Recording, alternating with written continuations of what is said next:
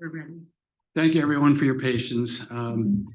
This Board of Supervisors meeting for what's Vincent Township for October 16 will now begin at 7:08. All rise to say the pledge, please.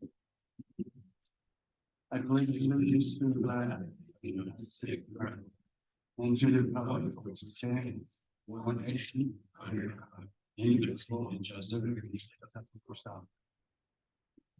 Bernie, Yes. everybody focus again to this. That's review. Focus, that's tell Mark.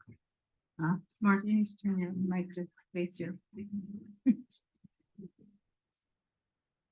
Okay, so first order of business, I need to announce that we had executive sessions on 9/20 and 10/6 for personnel. Next, I'll entertain a motion to approve the minutes from September 18. And I will make a motion to approve the minutes. Okay. Sarah, did you get a chance? I'll second the motion. Any questions? Bernie, I did not participate in the meeting, but since Right. I'm calling in this way, it's not legal for me to participate in the business of the meeting. Thank you. We got, I'm here for conversation. okay. I think Jim Berge was referred to as Bill Berge in one place. Okay, thank you. See that? Thank you. I think. I saw I'm that. sure he would appreciate it. Yeah, really. I did. Okay. Anyone else? Seeing none, all in favor? Aye. Next, announcements. Chief Swittinger has received a grant for $20,000 to upgrade the body cams. So congratulations for the chief and Officer or Corporal Crane. I got to get used to that. Please pass on our congratulations on that. And next one to reports. So Corporal Kane, how am I still again?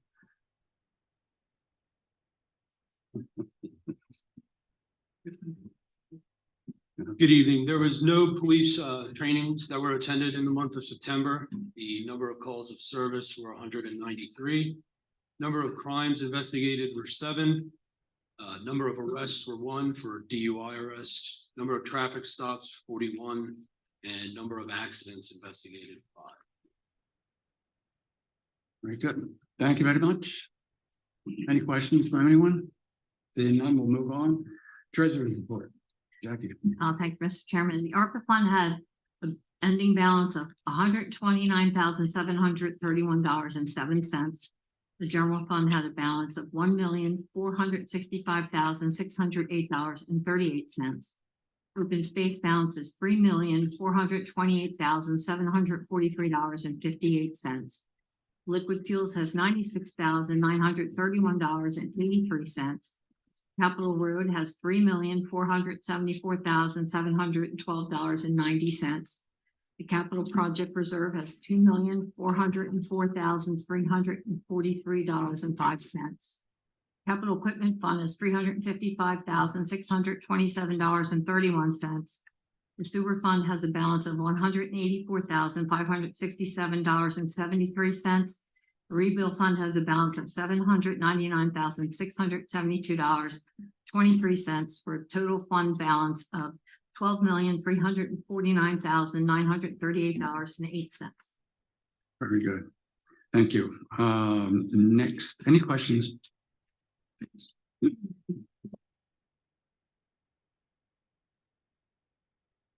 John Eldridge, 1634 Hilltop Road. Just to add what I think might be some relevance. The balance of funds has increased by 1.5 million since January this year. The general fund had a net income of $166,000 last month, and year to date, their net income is $800,000. I guess I should ask again about the status of the audit. It was due April 1st originally. It was. And so have you had 2 extensions now? Let me hear you. Go ahead. All right, so we engaged at the beginning of the year Barbara Kane to be our auditors. They were supposed to come in the spring, but because of the Markham audit, they wanted to wait until that was done. They came at the end of July and we gave them all the records that they needed. And they came back last week and said that they're having a problem doing the audit because books are messed up for 2022. And they want us to go back and clean them up. And they won't do the audit until that's done. So we're in the process of getting that done. How long will that take, clean up the books? I have no idea. We've got to hire somebody to come in and do it. Can I ask you to give a better explanation of the books are messed up? I think that's a Okay, very so, loose term. We had 7 treasurers during 2022. And each treasurer did things differently and almost always incorrectly. So it's a matter of going back and undoing everything from all of 2022 and redoing all of those bank recs for every single fund. Now, it looks like we only have these funds, and that's true, but with each fund, there were also sweep accounts. So there was 2, sometimes 3 bank accounts for each individual fund. So it's going to be a lot of work because you're going to have to go back and undo everything and redo everything to clean the books, which is what I did for the general fund for 2022. So that's where we're at. We tried to hire an accounting firm. They came and talked to me last week. And they said it's just too big of a job for them and they don't have the time or the manpower to do it. So they recommended another accounting firm, which I'm meeting with tomorrow. Hopefully they can get on board. And then once they give me a proposal and a time frame, I can answer your question. Okay. Can I also just clarify too, my understanding is that both you and the auditors do not anticipate finding that there's any discrepancy with the totals. You're just trying to back It the was paperwork yeah, that to supports give you an it to be example, correct. We had one treasurer who was trying to do modified accrual and didn't quite understand how to do it. So he took EITs and put them in as accounts receivable instead of deposits. So, and then we had another treasurer who has all kinds of due to and due from, but they don't add up. Like it'll say due to capital fund, but when you go in the capital fund, there's no owed from anything. So we don't know why she put them in there, and I don't know how to undo them without going back and cleaning out the books completely. And I think that's what this board is looking to do at the recommendation of the auditors. Hello? My hand is up. Oh, that's Sarah. Go ahead, Sarah, chime in. Okay, so Jackie, you just mentioned only reconciling the general fund. I believe there were 3 funds that were not reconciled at the time. Have those 3 been addressed in the last 6 or 8 months or however long it is? Sarah, I reconcile every account every month. Jackie, you mentioned that you had not done the liquid fuels, you had not done the open space, and the other might have been the roads account, but I'm not sure which one it was. So is this a new story? I did not say that, Sarah. I reconcile them every month and I have the bank recs. I'll be happy to show them to you. I'm asking you about your statement to the board that you had had 3 funds that you had not reconciled. Did you say that? I don't recall ever saying that, Sarah. Pardon me? I don't recall ever having said that to the board or at any meeting.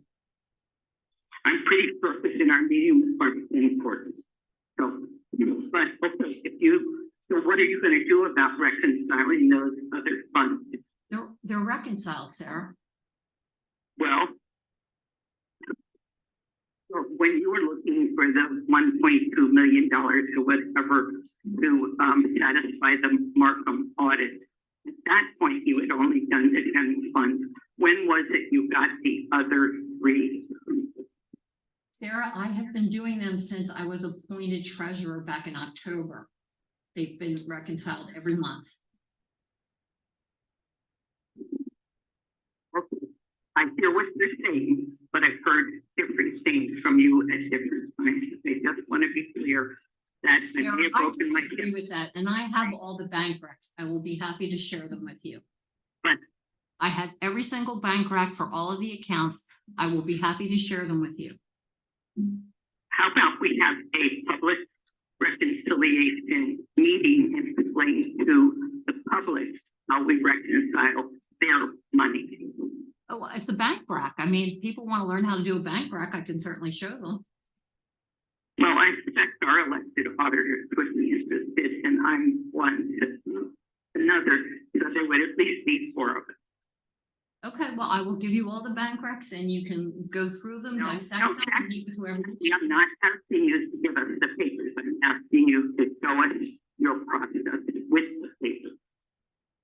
But Sarah, once a bank rec's done, you can't go back and redo it unless you undo it. It doesn't make any sense. I'm not asking you to redo it, I'm asking you to tell us. I can how only you show will you on apply paper, it. Sarah. I can Conclusion. show it to you on paper. I have the bank recs on paper. But not in our system. It's in QuickBooks, but in order to do a bank rec, you'd have to do it and then redo it. Well, I know that you had asked probably Thornton, our auditors, to help you undo stuff, and we all know that it's inappropriate for an auditor to do anything. No, to Sarah, manipulate that's not what I asked them. I asked them how to undo stuff that previous treasurers did, like putting EITs in as accounts receivable instead of as deposits. There's different ways to make that to fix that, and I wanted to know which way they wanted me to do it as the auditor. My auditors have always given me advice on how they want things changed. But not specific items within, Yes. for example. Specific items, and I've worked with Barbara Kane for 20 years. I've never had the kind of problems I had with this auditor. Excuse, I think we're devolving here. Yeah, she's just. And Sarah, I do think that you've been a little bit hard. Manager just said she's trying to make me look bad. Now we're making political comments. Carl, That is Carl, inappropriate. Carl, you're speaking out of turn. I'm speaking out of turn. You're speaking out of turn, please. It's too hard. Okay. Thank you. I will state, I was in that same meeting and I think I heard some different things than what Sarah's recalling, but I think that we should move on from this point and we can find another way to satisfy everyone rather than having a discussion here that is getting drawn out and isn't productive. Okay, I will let this one go for now, but you know that's the purpose of public meetings is to have a public discussion about what's going on in the town. Over now. You could just have For now. different memories. Julia Brandel, 2472 Flowing Springs Road, and along this lines, not necessarily about the treasurer's report. Why did we have 7 treasurers in 1 year? I can't answer that. Oh, yeah. Weren't most of them all from that same company that, Well, okay, you had That we had Michelle was hired. here in January and she left. And then they hired a man named Tom Toth, who apparently worked at Pico. And he was somebody that John Granger hired. And then he hired after it was Tom- very short-lived? After Tom Very. Toth left, he hired Peter Barr's firm, Barr's Galley, and he brought on Pawnee. And then Pawnee was eventually hired by the township briefly and then fired. And then Barr's Galley brought in a guy named Tom. And then Peter was here and then he brought me on board at the end of October. So that's why you have all these treasurers.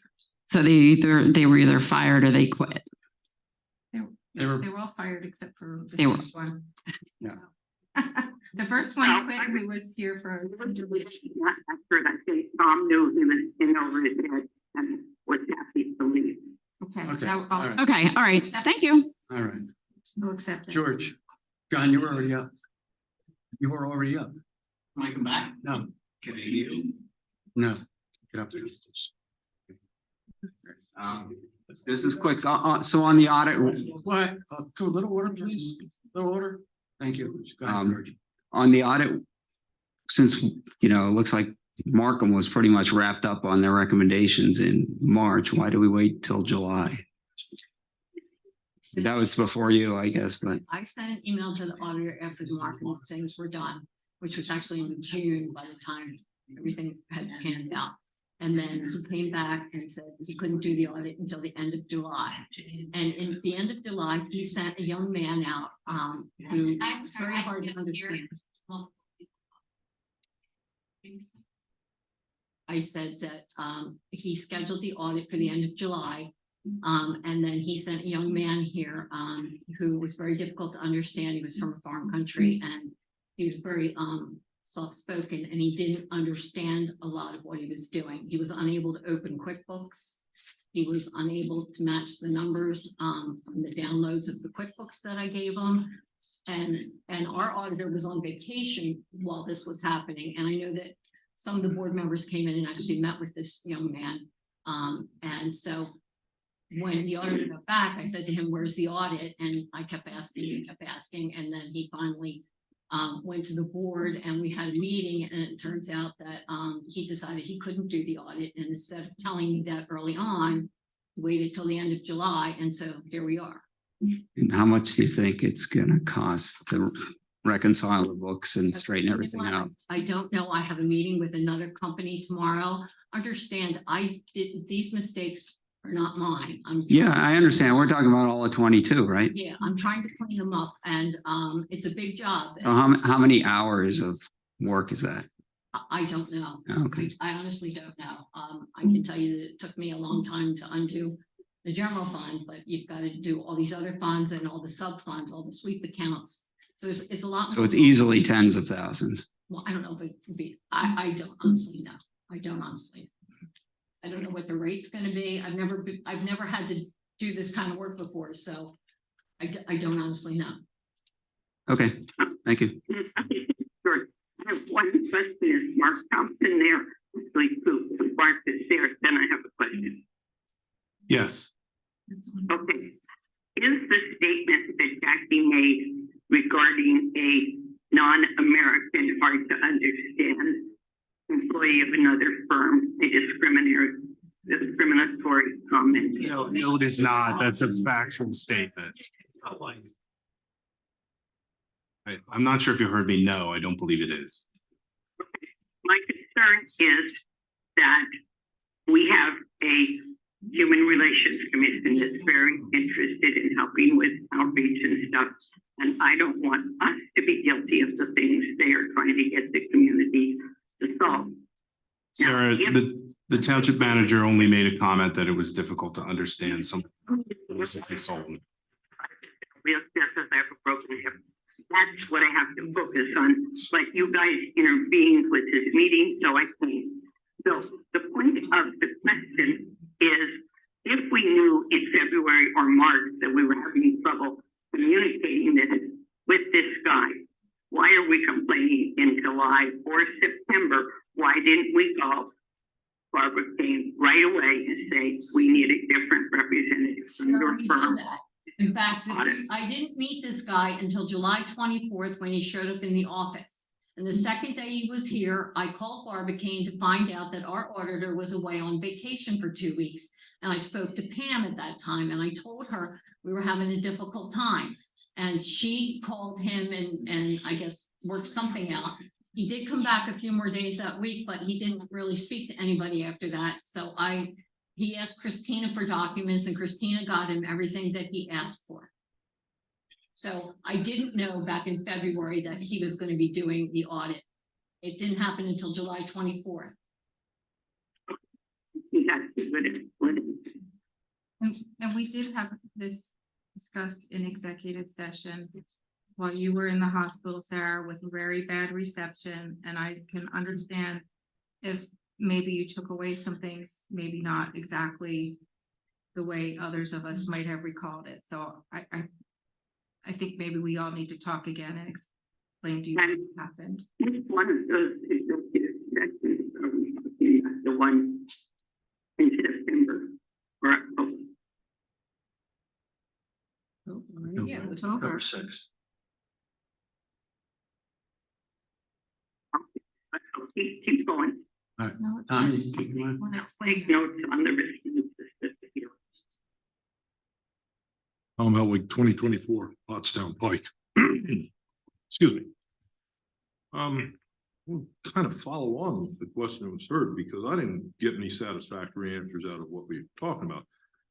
We had 7 treasurers in less than a year. That's less than 2 months per clip. What I'm interested in is who hired these people. Not interested in the township manager unless you're the one who hired them. I did not. Okay, I kind of got that impression. Who hired these people? Peter Bars through John Granger, the previous manager. And Michelle, who had been on board for years from a previous administration, including John and Mike. And Vernon. Well, I don't think she was there very long at the beginning of the year. I didn't really get to meet her, so that was right when I started. I'm less interested in who these people are.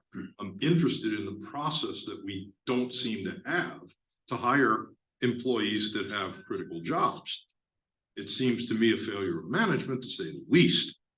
I know that if I, as a manager, had to fill a vacancy 7 times in a year, I'd be answering up the food chain. They'd be wanting to know why I couldn't hire a competent employee, Well, they and did that would meeting not look good on my record. Well, I'm surprised that Did we that keep going mean- back to the same Yeah, I mean, consultant for, you know, right, Peter was. giving us Peter one was, winner after another. Forrest Galley is a well-known firm, and I guess the expectation was because he was on board that the job was getting done correctly. The problem is that John was the named treasurer, and he was supposed to be overseeing that, and there was a disconnect between that and Peter Bars. So I don't know what to say other than that. Once again, I guess I'll go back to the Henry Truman days, because I'm old. The buck stops here kind of thing sound familiar? Who's running the show? Who's riding herd on these people? Because this is township money we're playing with here. Well, and Millions of dollars, mind you. I'm working very hard to clean everything up. I'm not, I I'm don't not, think there's any fraud, if that's. what there's no, I'm not saying that. Okay. I don't know that anybody else here has said that. You don't need to be so defensive, because No, that's no, not I'm what just we're, trying that's to not what we're explain. implying here. Yeah, What we're implying here is that there seems to be a credible lack of management when it comes to the hiring of staff here. I'll let any of the three answer. Yeah. No, John, I'm speaking. We had many meetings with John Granger, trying to get these things accomplished, get them done. He had a great way of talking around things, and Who's in charge? Him or you? I'll take the blame. Okay, that's what I'll we take wanna it know. back. We wanna find out where the buck stops. Okay, John, I'm gonna give you one more chance instead of jumping up and down all the time, okay? Last time? Last time? And I would like to say one thing though about Go ahead. Peter Bars, because we just mentioned how he gave us, you know, a bunch of people who were not really qualified for the job, but he did send us you. So I will give him that. Okay. You're letting me out, and I have a lot of experience. And we had, you know, fully checked, yes. Okay, so this is the last time I'm allowed up here? Go ahead, say what you're going to. Okay. One of the things you mentioned, the modified accrual system that they were using during the year. John Granger said they only went to that at the end of the year, and they worked on a cash basis during the year. Now, I know the statements are done on an accrual basis without any accruals, I presume. They were done, all the reports were done on cash basis. Nobody ever really understood what modified accrual, the treasurers that were here did not understand what modified accrual meant. As I understand it from Kathy, that John Granger met with, was it Michelle or Pawnee or whoever? Whoever was the treasurer at the time, and one of the accountants who tried to explain to them what modified accrual was, but they couldn't get it, so they continued to use a cash basis. So it was never actually done modified accrual. You've done it in the year end audit. He might have done that, but I wasn't here. for Barbara that. King had been doing that. But I would say that modified accrual is unacceptable accounting. And we eliminated it. We eliminated, it. We're back to cash Oh, it's basis. done? Yeah. On cash basis? On a cash Yeah. basis. Oh, I didn't know that. Peter? For that very reason, we eliminated. It's our curriculum at Springly Lane. Did I hear this correctly? Were all these accountants, did they come through an agency? Yes. Some of them, yeah. Okay, do we have any recourse with that agency since we have to redo all the work? It's a legal matter. And our We're looking attorneys- into it. Okay. Yep.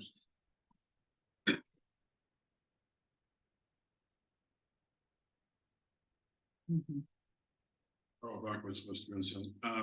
The forensic audit, where are we with that? It hasn't been released, has it?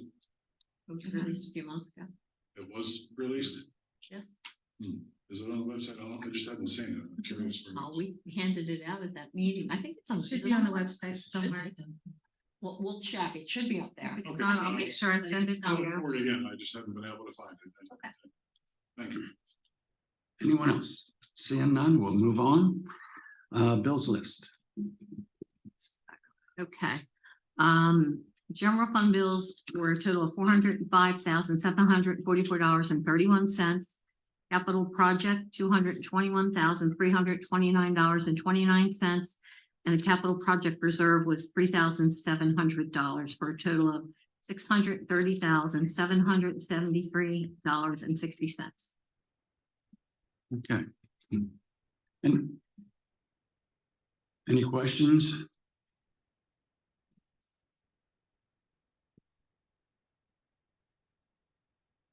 George Delcinos, 1415 Hollow. So my question is very similar to last month, where we have a bills list. And, you know, like a third of the bills, $200,000, have no really explanation to the people in this room, not even a clue. There's an invoice number, some of them are blank. The answer last month was, well, you can always request all the invoices, but the bills list came out Friday. I put in a right to know. I'm not going to get it for a few days. You guys are going to, approve $600,000 in bills, 200,000 of them. I don't see any context here that gives me a clue what they're about. We have the invoice that matches up with the check. When I give the checks to the board to sign, they get the checks along with all of the bills so that they can make sure that the checks are correct. I understand, but don't you think there's a public interest to know? I mean, we got $40,000 or $50,000 in Well, if you- legal, $200,000 in engineering, and there's no one here has any idea. We don't even know. Okay, Can I just when say- I do the bill for an example, there are about 30 different lines because we back bill some of the developers. Okay, So they're all on the check, but they don't print when you do this. so is this dramatically different than what we used to do? Somebody used to key in something. Do all of that, and I'm not gonna manually manipulate reports because that's how mistakes get made. So Well, if you want a copy of the bills that match up with the checks, we can do that. when you say manually manipulate reports, are you talking about manually manipulating the report that you publish for here to add that information? Michelle used to type in all that information.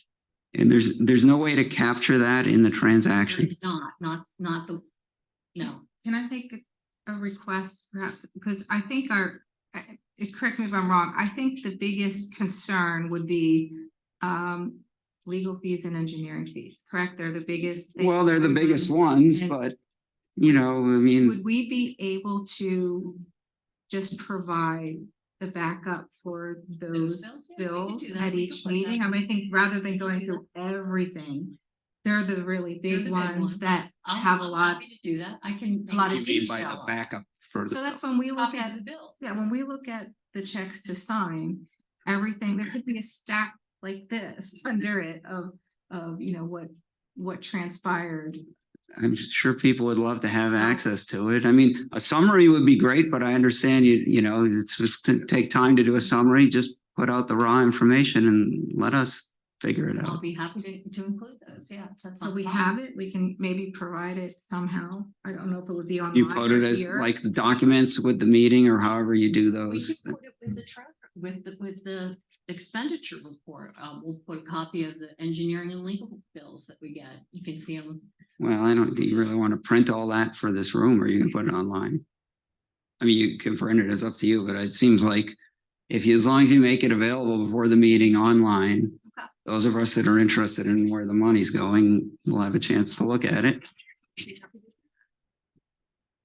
And then it'll avoid having somebody file a right to know and collecting all that information and all that process.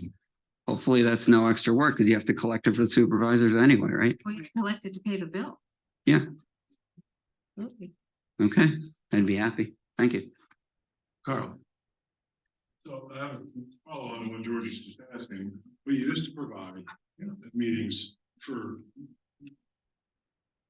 35, 40 years now, well, that far back. The summary, the bills list was a summary of the public side of it. Each category, what it was, and the total for the category, and then legal would be developer reimbursement, and then other. So the public could bifurcate or get some delineation. The developer's covering this because that big number, $100,000 in legal this month, that's a big number. But 9,000 of that comes from Hankin or whatever as a reimbursement. That's a real simple line item summary. That's what most people are looking for. Well, give you the Because public this, law. this is not readable. This doesn't inform us. Okay, but the bills list that you used to have provided to you did not include all of your expenditures. Right, Payroll is not a bill. It doesn't go in that way. A lot of the ACH payments don't go in that way. So if you run a bills list, you're not capturing all of your expenditures. That's what this is, all of your expenditures. and that, So I can't give you a bill list because the amount will be completely different than what is the actual expenditures. so the way we used to do this would be, there would be a total expenditure for the month. And out of the general fund, the liquid fuels fund, the open space fund, the XYZ fund. That's right here. It's got all the funds and what comes out of it. Okay, so there's that number, and then, so the public sees where the expenditures are in a relation that they can understand. We spent X dollars on labor this month, and labor could be road labor, admin labor, the police department could just be one single number for the month. Or we used to break out when we would buy vests or weapons or car equipment. We even had the mechanics here. We don't need that specificity, but those categories will help the public be included. All of those understand- categories are in the profit and loss statement. Every single category, They're not in this that is printed. but that's attached to it. One's the expenditure list and one is That's the not- treasurer's report. That doesn't, this doesn't have a breakout of those numbers. It has categories. I'm trying to make this, that's not on this that's provided at the back of the room. It's not in, Is it different than what we have? this is It's the what's, summary of all funds. this is what's in the back of the room. Tell me if this is different. I'll give you this. You can. I don't need to make this. Let's see if it's different, so we can verify what.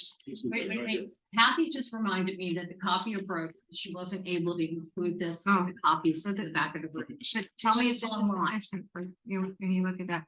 And while you're, can I just ask Mark a question? Go ahead. Mark, if we were to provide, like I was saying, all of that supporting documentation, is there any, legal issue of having the rebill information for property owners?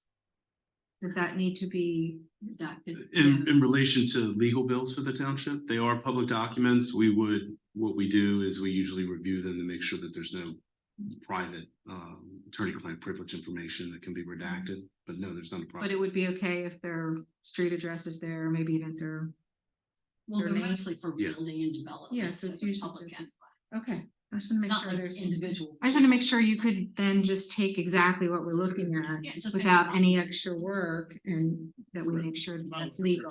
What you have Right. there is not what was on the table. Okay, but this is what you're so- looking and for, correct? Summary. But that's online Anyone wants to see Okay, it? and every week, every month. And if that was broken just into the categories or compressed into the categories, I don't know if that's doable. I'm not trying to make extra work, I'm trying to make it easier for someone to grasp, and feel comfortable. Because a lot of people are not comfortable. They feel they feel like this is an adversarial thing, and the money shouldn't be. It's the one thing that we all have to pay, and we don't want to pay if we don't feel like You're right, it's and well managed. I'm giving There's a you lot of more concern. information than you've ever gotten before, and it's accurate information. I get that, but the summary is what people want to see. Well, So in the profit and now loss, that it you've does shown break me it that- out by each number. It does. Okay, so if that's something that we can get our hands on, or if that was provided. It is better, online. because it didn't used to be provided Yeah. recently. Oh, no, I've given the same reports every month. The summary of all funds. Okay, Almost every month. Take your word Maybe, out. maybe it's an issue of finding it online. Is that a challenge? Or is it coming when we send Maria the puts link? it up when she sends, I mean, Kathy sends it to the Yeah. board and then to Maria, and then Maria puts it up on the website. Okay, I will look further for it in the future. It's something that I have seen Okay, not being readily available. That's why I wanted to bring it up. okay. Thank you. Thank you. Okay.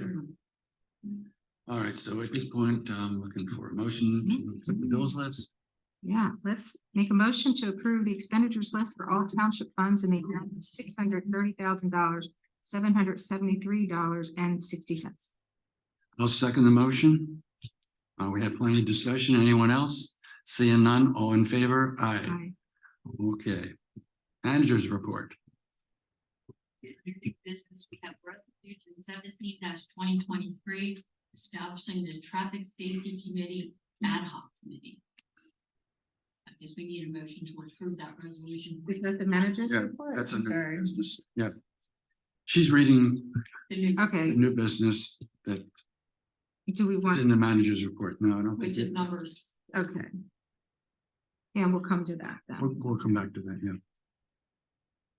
Okay, and then there's the Flint Road speed limit. We had previously had a road study, traffic study done, and it was suggested that we reduce the speed to 25 miles per hour. And we asked Mark to amend the zoning ordinance and put an advertisement in the paper, and he has done that. So now we're looking for the board to approve making those changes. Right.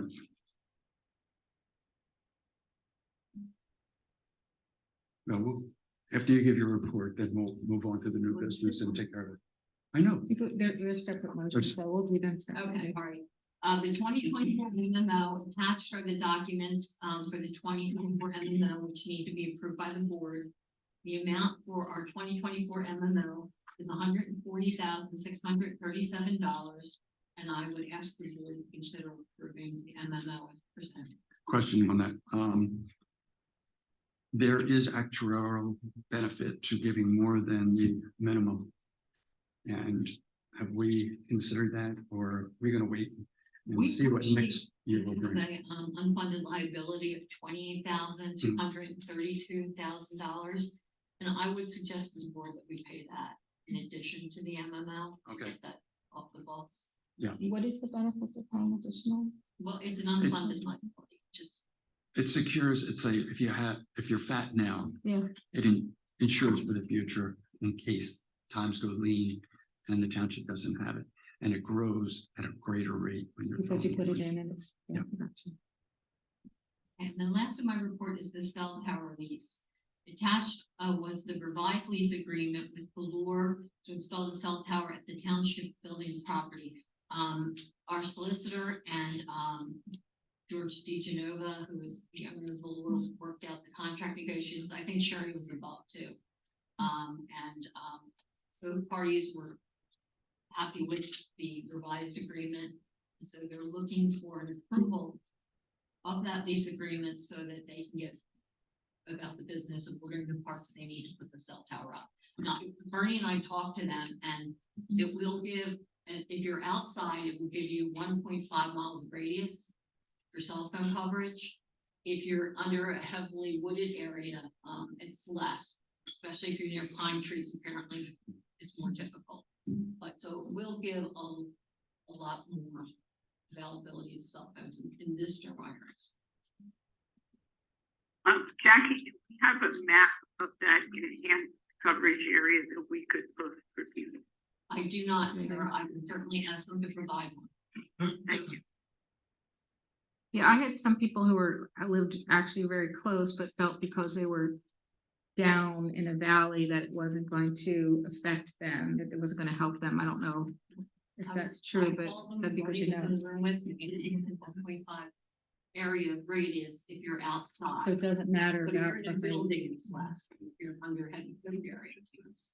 Excuse me. Sherry, would you mind coming up front for a second? Oh, I didn't see her. I'm sorry.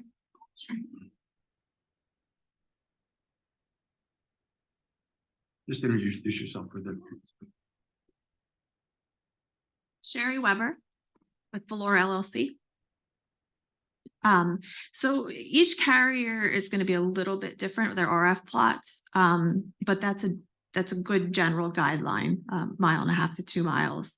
Some will go a little further, and it depends on what frequencies they're operating at. And is it not true that, or is it true that we're not going to know until the tower is up and is fully functional, how far it's going to go? So no, the carriers can do their RF plots, so they can do, and we did provide some with our presentation. That was for T-Mobile, because T-Mobile at that point had provided plots for us of what their existing coverage was, what their proposed coverage should be at the height that they were looking at. And then each carrier can provide those. Okay. And you still currently have two that are interested, is that correct? Has it changed? That was the last, yeah, it was, yes, T-Mobile and Verizon have expressed interest in this location.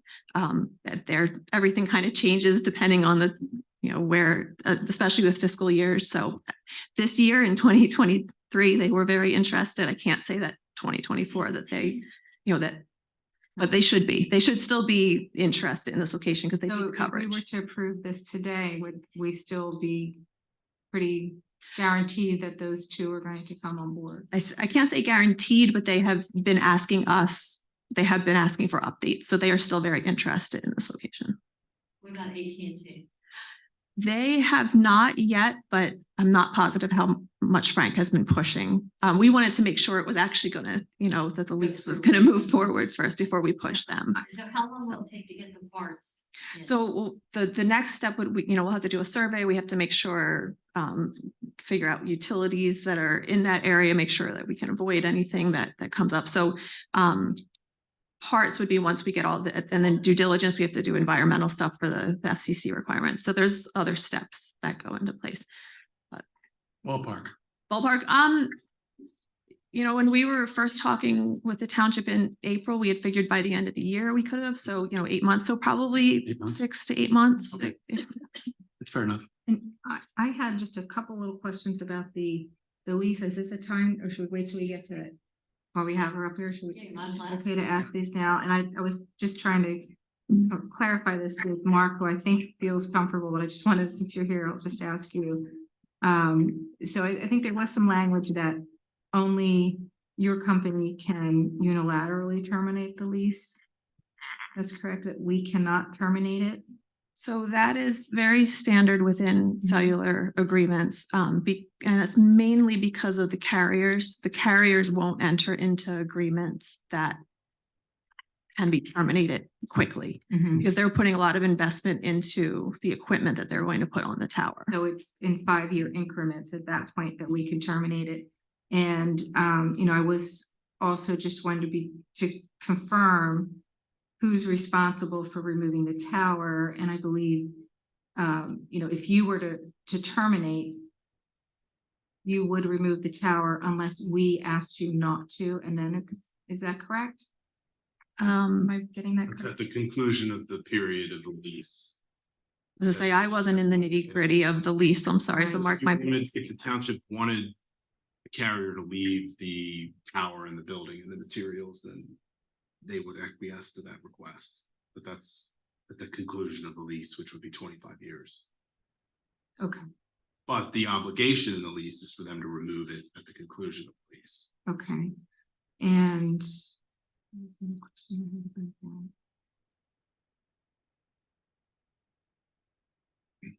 okay, so, all right, so no, that's all right. I think I understand that one. It's fine. Do you have specifications on the height of the tower? we were looking at the 150 is what we were looking at per the ordinance. And then I know I think T-Mobile's plots, I'd have to go back and double check, but I think they ran them at 150. Repeat that.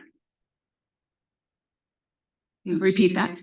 Oh, sorry. I believe T-Mobile ran their plots at 150. I'd have to go back and double check though, because I know when we were talking about whether if it was gonna be a silo, we didn't want to put the silo up to 150, I think, because it can start looking really funny as they get higher, or even funnier.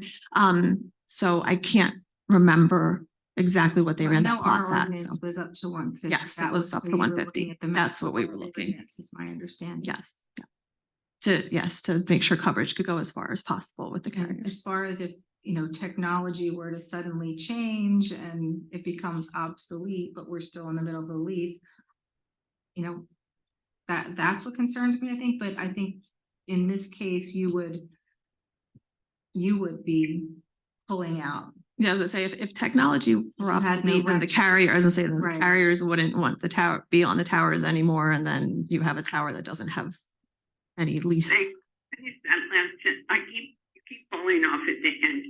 So if you don't want the tower anymore, then what? If we don't want the tower anymore, Which would Would we be stuck with a dead tower for 15 years until the end of the lease when you would be obligated to come back and remove it? I think per the lease, it's No. that it No, would be it's- removed. Yeah, the tower is gonna be removed. There's an option every 5 years for the lessee, which would be the tower company, to make a determination on whether or not to extend for the next sub 5-year term. So if, I'm presuming if you didn't have any carriers on a cell tower and you were paying rent on that cell tower, you probably would make a decision that you didn't want to have that tower anymore.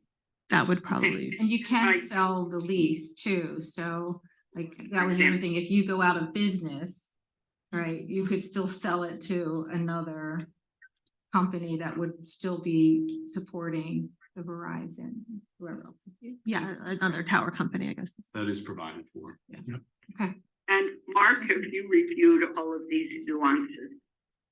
Yes, we reviewed the lease agreement that was provided to the township, and Valora has addressed all our comments.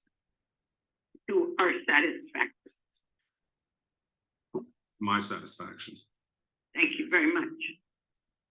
When you say it that way, do we have any concerns that you've identified that we're not accepting? This is horrible, Mark, when you're out of the office for a month and you're playing catch up and it happens to be a board meeting night. So I apologize to everybody except for the guy who said get a job. But other than that, I don't want to be taking this time, but I feel obligated to because it's my job. Sarah, I'm only gonna say that we had numerous comments and they were all addressed. Okay, thank you very much. Very Thank good. you, Sherry. Thanks, Jerry. Okay, you're continuing with your manager's report. Is this about the cell tower or do you want to finish Cell the tower. management tower? Okay. The chicken coop went away, so. We're still in the middle of the manager's report, so hold on for a second and I'll get to you. Hang out here, I'm good. 415 Black Horse has decided not to purchase the property, so the chicken coop is a non-issue. Yay. Okay, No chickens. Barry. Did you do the old business? Did you discuss the old business on here? Or did I There's miss no- this? there's no old business. On your manager's report. The only old business is the MS4 permit waiver report that we're still waiting on. And I talked to Tracy today and they are currently reviewing. We will back on that. Sorry about that, I didn't, on the regular agenda. Go ahead, Barry. Couple quick questions. Barry Deliberate, 1012 Pottstown Pike. Just a couple questions on the cell tower. I'm assuming, so looking for some clarifications, that the people interested in the tower are not co-located on the fire station tower currently? That'd be a question, Sherry, if you wouldn't mind. I don't think they reach here. Yeah, we wouldn't need it, right? The questions were, if they reached here, we wouldn't have need for this tower. Is that correct? They are on that tower and there is still a need in this area, in this location. Okay. Even though they are on that tower. So both of them are. I believe so AT&T, Verizon, yeah, they have, Dish is also on And- that tower. Are they looking to move off of that tower No. to this one? Nope. Okay, because No if coverage. it's a 1.5 mile radius, what you're gonna find on this tower, which I addressed before, because I do have some experience in it, is in that 1.5 mile radius, you're gonna get tremendous overlap here. I'll have fantastic signal. George, you're gonna have nothing. Because Bertramville still is not gonna be affected by it. At 1.5 miles, it's worthless that way. Again, the tower doesn't belong here. It belongs that way. This is huge overlap. This is nothing. So this is going to be really a waste for the people that really need it, which are down in the valley. So I've said that before and I've said it again. That's still under consideration. And the location of the tower on the property is now going to be where? At the very end of the shed. Okay. Okay, I think that's all I got. So I won't be back up. All right. I'm not allowed to be. Sherry, thank you. We're charging. Take a look. Okay, it's a manager's report, building department report. Carl, you're a little slow, I'm sorry. All right.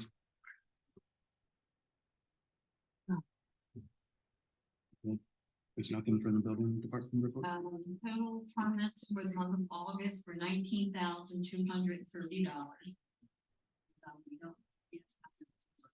Okay, very good.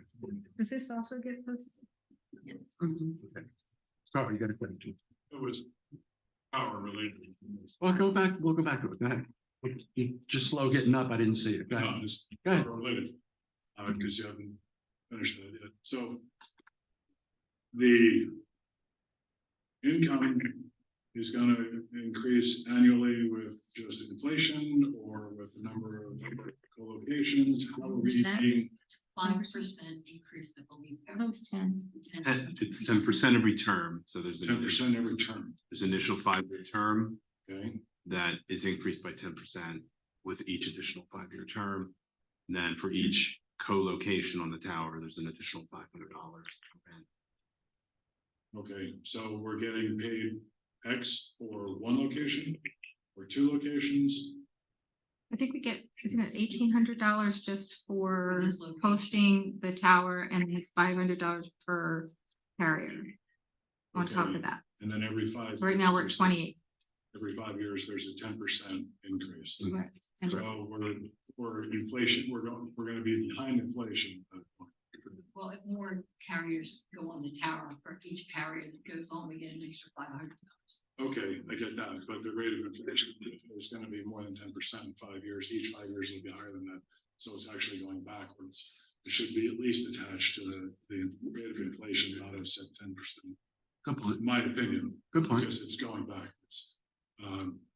I don't know if there's been any real consideration made for servicing the tower. But when it's serviced, the road department will not be able to use their sheds. Because the crane that comes in to service, add arrays, fix arrays, do whatever, is gonna be parked in the parking lot in front of the red building. It's 150-foot. no, they have access on this side here It's and there's behind a parking spot.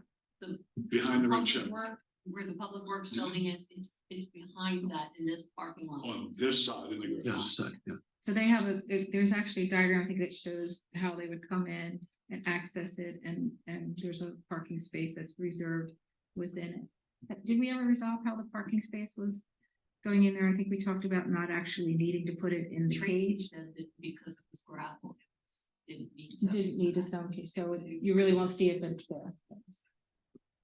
And you can get a crane truck in there to do that. And They know their business. I mean, you know, I would suggest that if they couldn't, why would they even attempt to, look at this? my concern was the township's interaction with the township property when that's going on.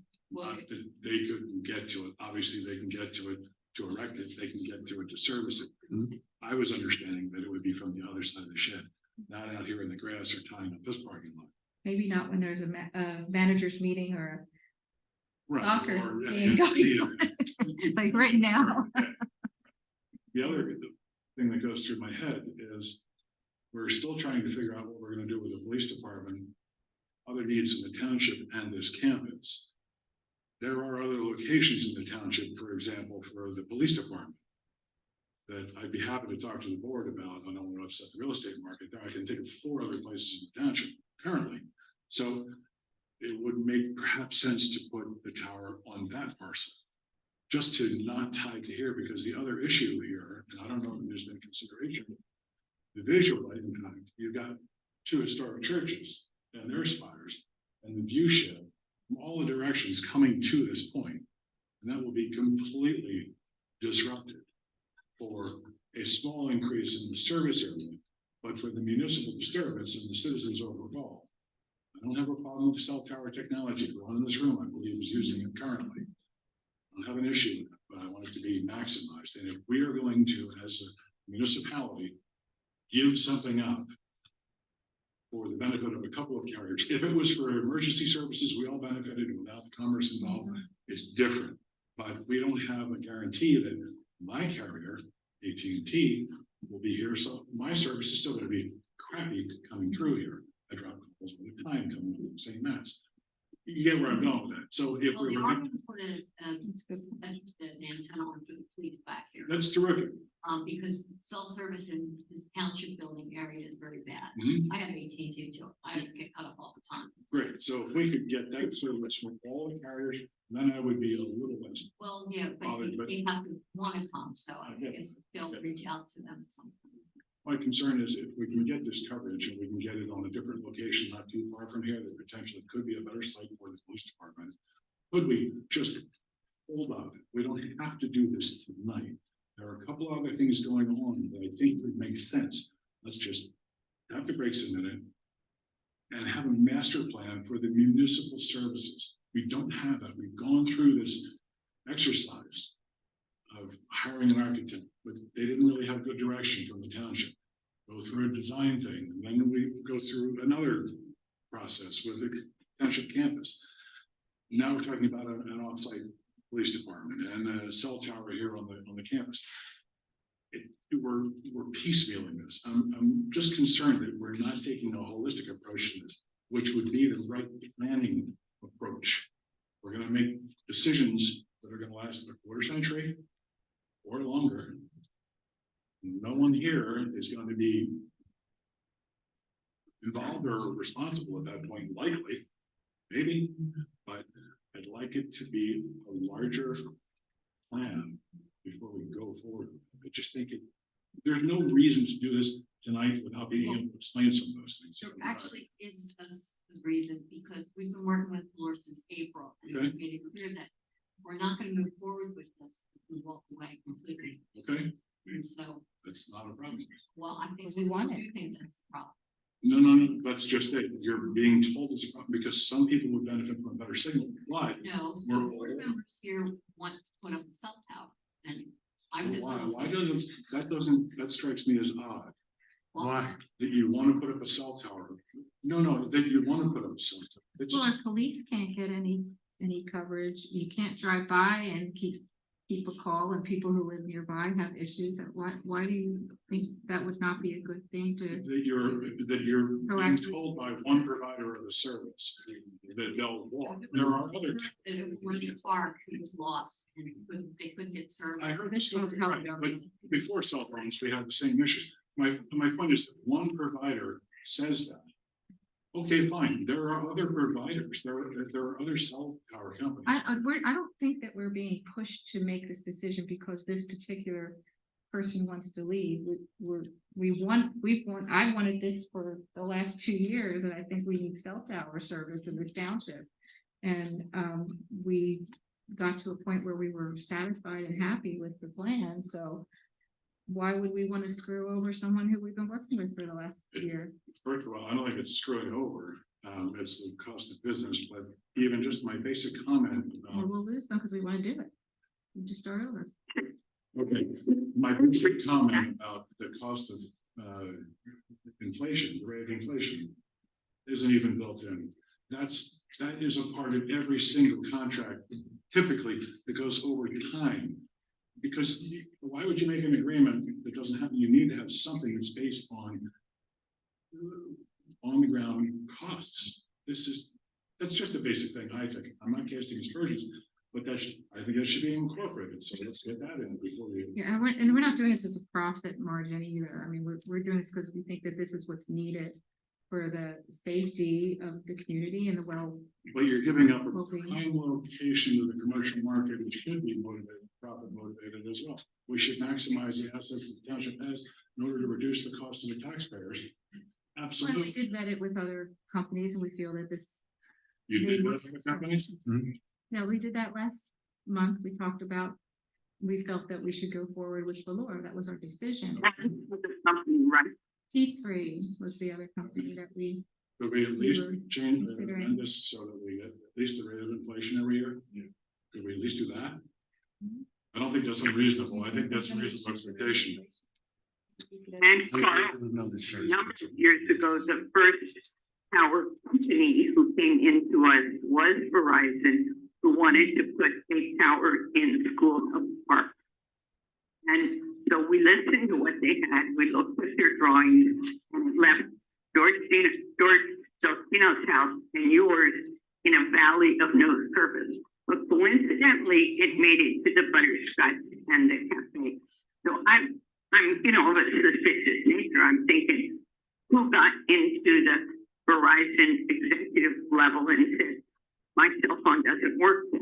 But besides that, we would have to deal with the historic district and all of the neighbors. And so I think that Bernie would remember, he was a part of this, that we said this doesn't sound like a good deal because it didn't provide us much in the way of extra coverage.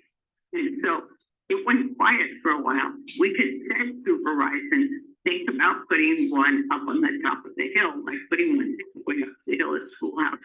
Doesn't necessarily make good sense. We were suggesting money, for example, but they were not interested in that.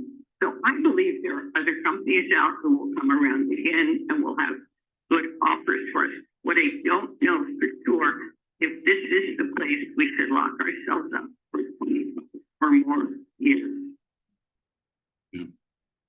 At least get the rate of inflation. That's a basic, please. We have a responsibility there. We have to do that. If we're gonna do this, I think this is all timed. I really think a master plan makes sense, but if you don't agree with me, that's fine. But at least get the rate of inflation, the annual rate of inflation built in so that we're capturing the 10%. That's a good point. Mark, your thought on that? I certainly think it's a good idea, but I understand in my discussions with Valore that these were the terms and these were the best terms that they could offer and that they were consistent with other cell tower companies that you discussed. Yeah. Companies we looked at too. Right. So, I mean, you can always go back to Valore and say, we want to modify the terms and see what they say. The other issue that I just heard, the tower does allow subleasing. I don't know, there's no specific provision that provides for a police or a public utility antenna. Would you have any issue with that? It's already in there. It's in there. Yeah. We already have that. That's a big point to why we need it. Yeah.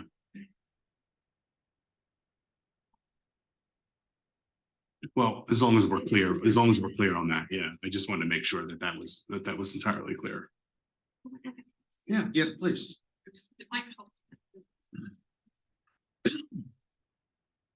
There's kind of multiple things that go into locating towers. The carriers need to have a need for that location. But we also do need to go by what the ordinance says. And the ordinance says that this in the municipal zoning district, it's a permitted use. So if we were to try to go somewhere else, we're going against what the zoning ordinance is telling us that we need to do. So that is what brought us here first. So because if we were going to try to go to another private landlord, the question would be, well, why aren't you where you're permitted to be? And why can't you increase coverage with that? So that's kind of the first step. And the carriers are showing that they do need a tower here. They're showing that they do have a coverage gap here. And a lot of times, as you probably notice when you see where towers are located, a lot of times they are on more traveled roadways, because not just houses, they do need to have in-car coverage as well. So 401 and St. Matthews are pretty well-traveled roadways in this region. So this location is very interested, but I understand that Bertrandville, and I am actually a resident of West Vincent. I understand that Bertrandville and Hollow Road and all those roads inside the community are lacking coverage as well. And we were with Opalani, we're trying to figure out how we can maybe help with that as well. But this location is desirable because of the roads, because there is coverage gaps.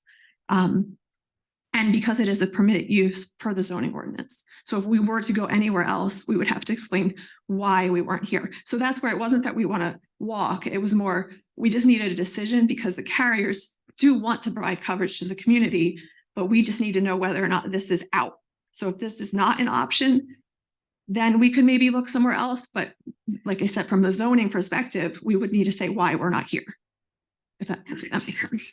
I'm Sherry, I'm still thinking the viable option, whatever you said, option, but our job is to do due diligence for our residents. And I think that's what we're trying to do, is make sure we have looked at the angles, and because this is new business for us, we're having to learn as we look. So I appreciate your help and your willingness and the clarity of your discussion. But if this is nothing about Valori, it's about what's the best thing for West Virginia. No, understood. Thank you. George. Wait a minute, hold on, George. Are you finished? Mark, you finished? Yes. Okay, good. I was just looking at the- So you talked about Opalani, is that a possible No, it's not. site? Well, why do you say It- it's not? I thought we wanted to negotiate with that There man are to see if it was deed possible. There are deed restrictions there because of the grants that we got. But weren't we gonna try and find out if there was anything that could be done? Because Yeah, for public safety? I kind of floated a little bit. It doesn't seem like it's gonna work well. So I don't know. We would have to actually condemn a piece of land and put it there. And if you do that. then When you say you basically floated it, what do you mean by that? I talked to a couple of different people about what they would think, like DCNR and the DCED. And they put those deed restrictions there for a reason, because they don't want these types of things in their natural land areas. So, that's why they're there. And, you know, if you go against them and he said, if you condemn part of the park and then put it there, then you're basically gonna be non-compliant with them and have a hard time. I have broached this subject more than once with Oliver Bass, who's the president in National Land. He would like to see the contract and our situation related to Valori at our township building. And then he's happy to have his conservationists and his lawyers look at how it might fit within our easement at Opalani. Yeah, So I'm not giving up on that. I'm not putting any negative energy in that, because I know that Natural Lands recognizes it's a health, welfare, safety issue for their 1,500 acres. And so if we do that work for them, they'll capitalize on it. So I don't give up on that. They are still willing to talk to us. And now that they finally got their permits for Beaver Hill Road parking lot, they're more willing to talk to us. So, Well, I agree. I think it's the right place for it, and it would solve the problem better for Bertrandville area than Schoolhouse would, because it would Well, I have mean- further reach, and it's the highest area. I would hope what we could do is, if that's a potential, you run the RF plots, see what it looks like from there. On the RF plots here and see, oh, you did? We started out with those. two Ran the RF locations, plots at the, And it covers what, like 90% of our township, if we have these two towers? oh, both Yeah. both towers. Yeah. Yeah. Do we need two? Is there any Wanna solution? cover 90% township? by the way, But George, it's on- my part is covered by none of these proposals. Just FYI. I didn't hear. She's saying that you and her are gonna get nothing no matter Oh. what. we do. No, I don't care. Because Sarah doesn't benefit from any of the towers. Cell phone works. Necessarily, that was just T-Mobile spots. Yeah, that's true. That's true. Yeah, well, Thank, sorry. it seems like that's an important piece of information, is to see what the We got plots that look like from for all very- the we got carriers, that from the very initial. for all the potential sites. I mean, it seems like when you evaluate them together, I mean, unless the solution is we're gonna do this and we have to do the other one too down the road as soon as we can get approval. Is that likely? Do you think? You think it's likely if you were allowed to put another tower there, or someone, there would be a demand for it say at the park? Um, And say there was one here, would there be a demand for a tower at the park? So the carrier that we carrier that we spoke with about that initially was T-Mobile, and that's because the township did request that we get off RF plots before we could talk about anything with here. They wanted to know, would it improve coverage? And T-Mobile's did show absolutely would improve coverage here. And it would improve coverage obviously along St. Matthews down into Bertrandville. If I'm remembering correctly, it did cover a good amount of that area. Now that's T-Mobile, and I believe those, like I said, I'd have to go back and double check if it was at the 150 or 120, because height does matter as well, where they're running their RF plots on. But the T-Mobile had said they were definitely interested in this spot and that they were potentially interested in Opelani. So, good, but what we had said to Natural Land and ourselves is we don't want to invite Natural Land in on a deal that we're not sure is good enough for us before we loop them into it. So what we said is we will sort of do the grant. And we'll let them know what it looks like, and we'll share documentation, but we're not asking them to come in until we have satisfaction with what we've done.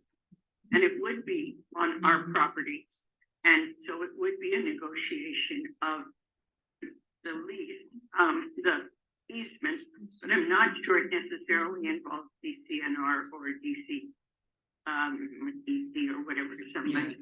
That's from June. And if they were opposed, then I don't think we should have even asked them yet, because I would go in and say, here's what we're gonna do, and we'd like to invite you to be part of this. But, you know, we had a father who lost his teenage son in the park for a number of hours one day, and had police from multiple jurisdictions, fire police.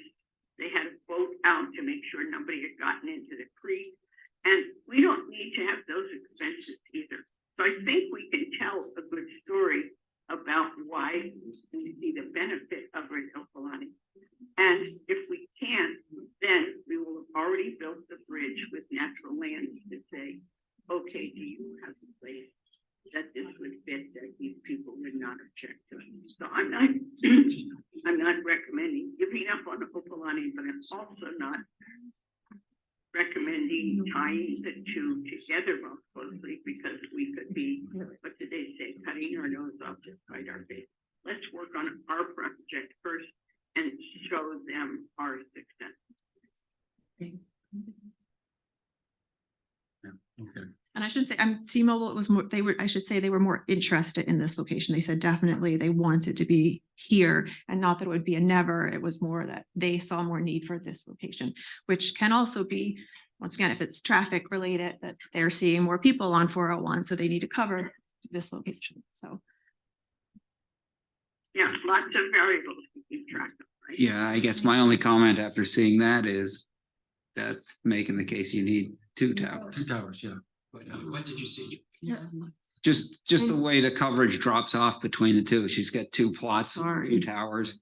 Can you describe that to us? Yeah, it's Trying to make it In the bigger. video. for T-Mobile. Now, what the plot doesn't show is what the coverage is for all the other pre-existing towers. So you don't know that there's a hole there until you get that. This is what we all saw when we first presented. Right. Right, and that wasn't so this wasn't necessarily T-Mobile. What we did was based on the frequencies and the heights. The T-Mobile plots are from June. Was that the June meeting? I think so. T-Mobile plots are, I believe it's on the website from the presentation. So that's something that would be available, and T-Mobile's did account for their existing sites as well. So they had what their existing coverage was, and this was more based on frequencies, what we would anticipate coverage to be. So that's what those were.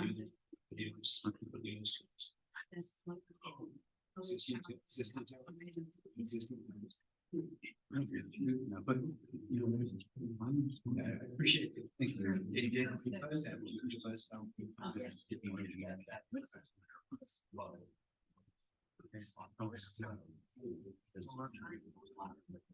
Yeah, we would like to go some more, but, you know, not so much in their position. like Rick's.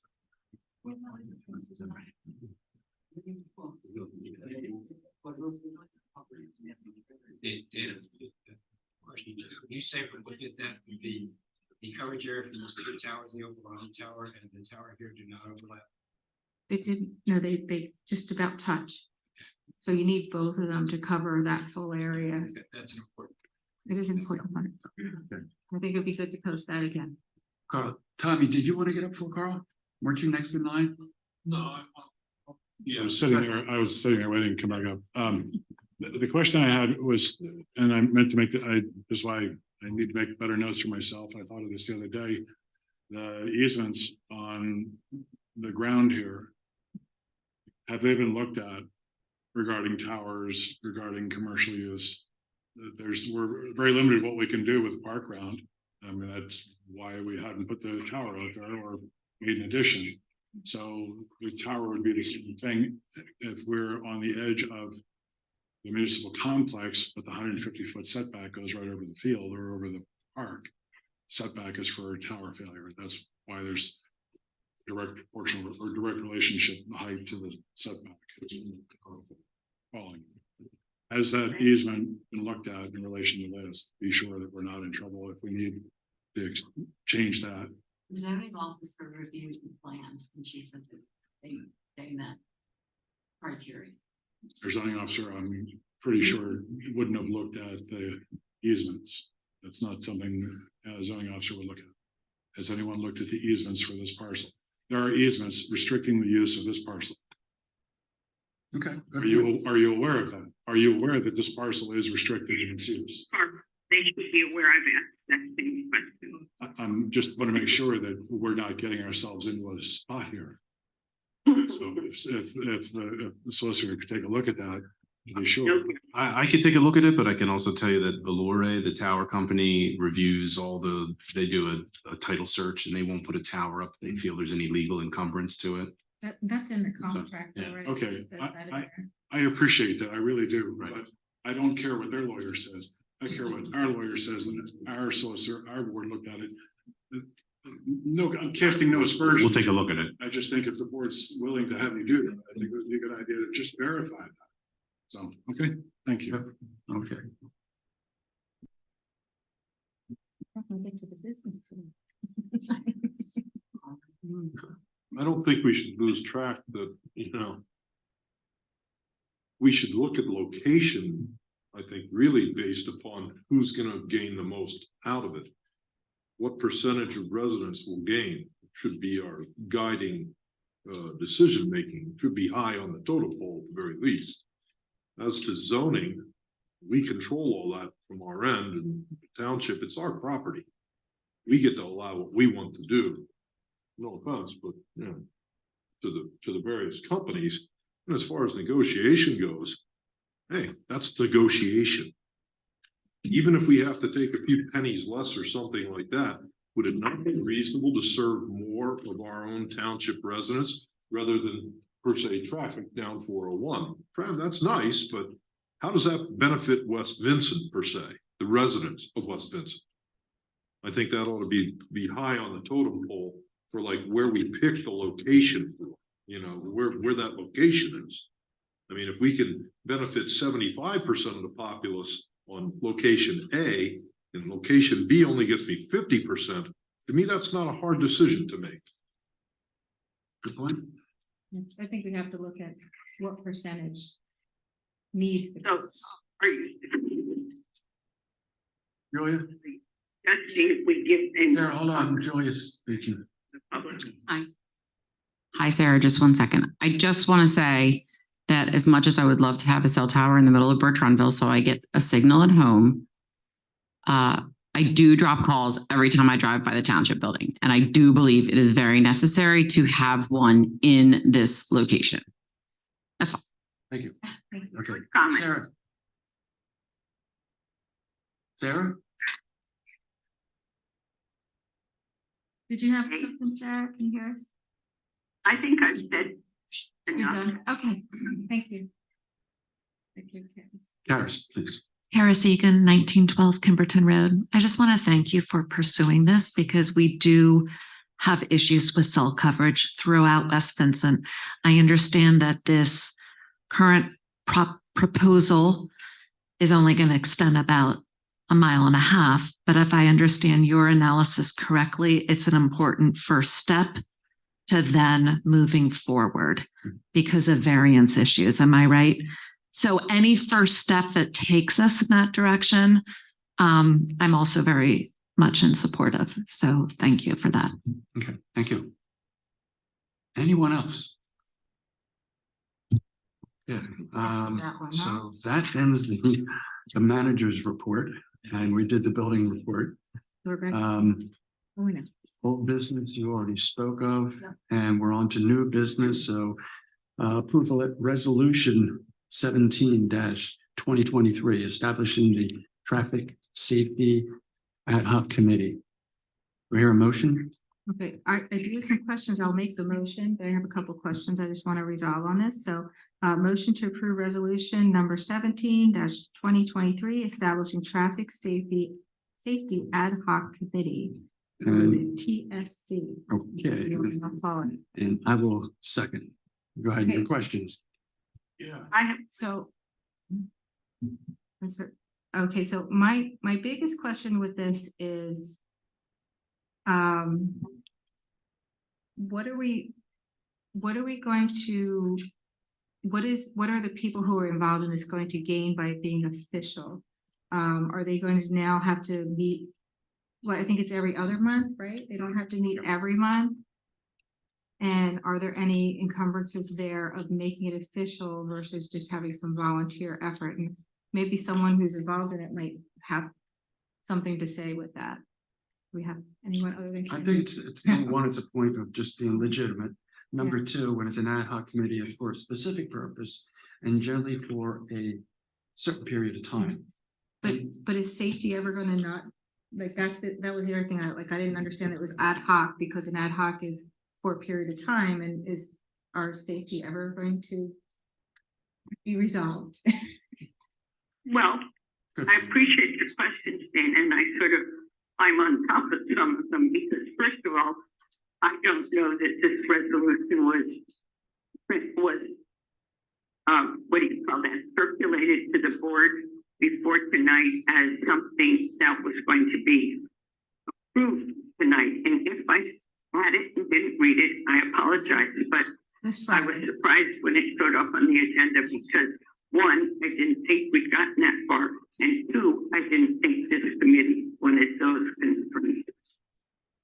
As Dana has pointed out in the past, turning some of our volunteers committees into ad hoc committees has diminished the number of volunteers for those committees.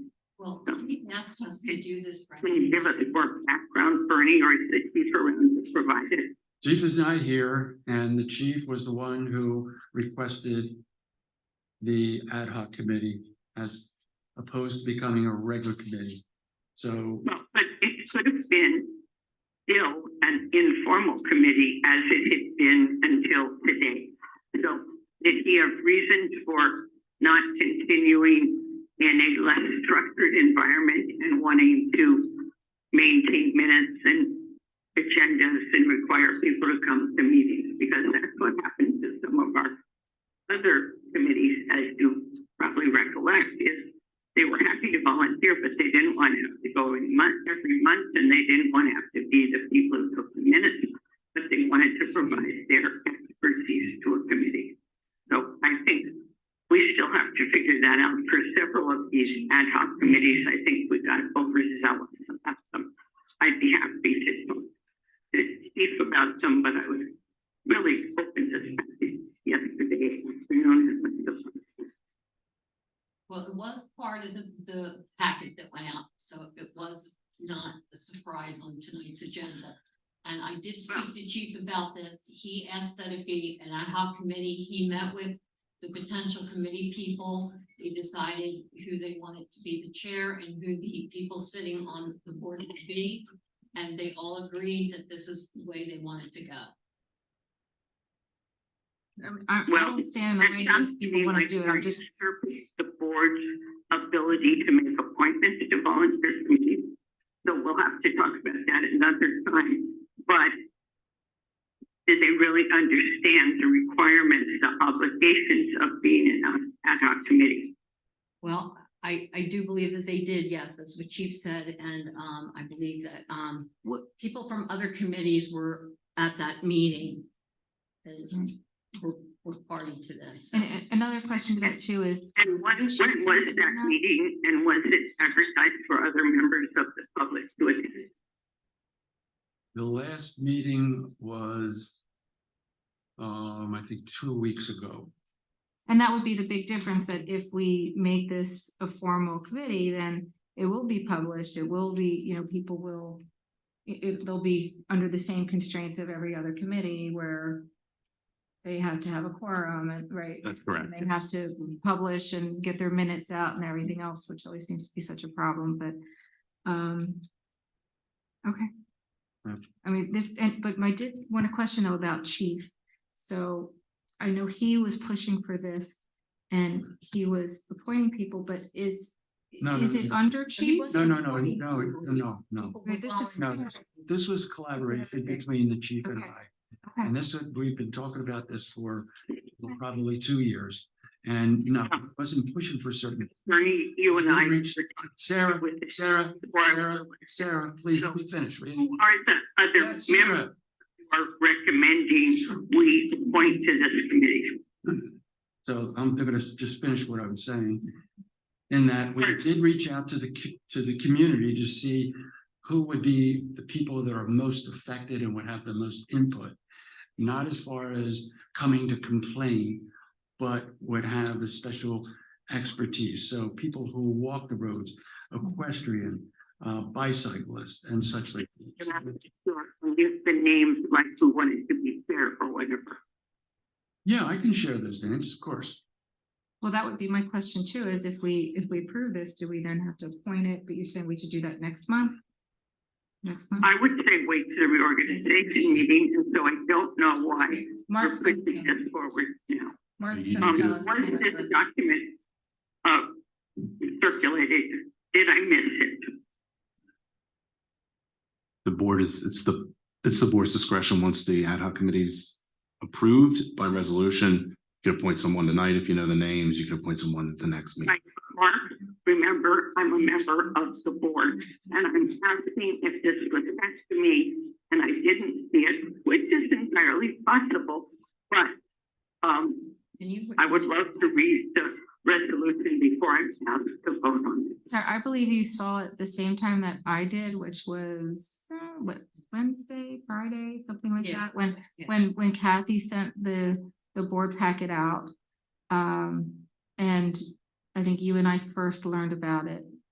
Right, so that's Recently. not enough time from notified on Friday to adopt something on Monday. It's not time for us to talk to anybody, people about it. Bernie is reluctant to tell us who the potential members are. I accept that it takes Shoot 'em, one sitting, shoot 'em. I respect him tremendously, but Sarah, that was sent to you on Wednesday, and Bernie said that he would be happy to tell you the members who were interested. you wouldn't tell the public. What do you mean we couldn't tell? They're all sitting here. Whoever said that? Well, I asked who they were, and he said you would tell me, but do I have to wait for I it to think be I in writing? interrupted him. Sorry. Okay, you guys figure out Tell us who who's the running. members the are that are township. I interested in being. want on this supervisor vote. Bernie Corus. Officer Nick Rubino. Ted Otney. Ken Allen.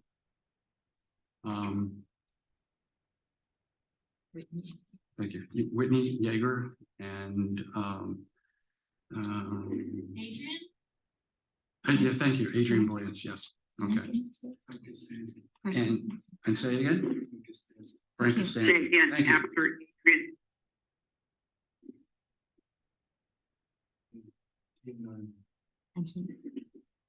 Just 5 members. Now, That's 7, I think. I'm sorry, I heard Horace, Alan, Rubino, Whitney, and Adrian. Frank right, and Jane. Ted Otney. and Ted. Wait, Frank, Costanza. Was there another one? Jane, what's Jane's I last don't know name? if he was listening. Okay, so, Tynan? okay, please remind them that they all need to submit a volunteer application before they can be appointed. Okay, Carl. My question is another committee. We have a plethora of committees in this township. Mhm. And we have a lot of administrative work that goes with every committee, chasing the committees. I sit on one that never gets its agenda out in time. As an example, I'm not saying anything bad about them, it's a fact. And the staff has to follow these people around.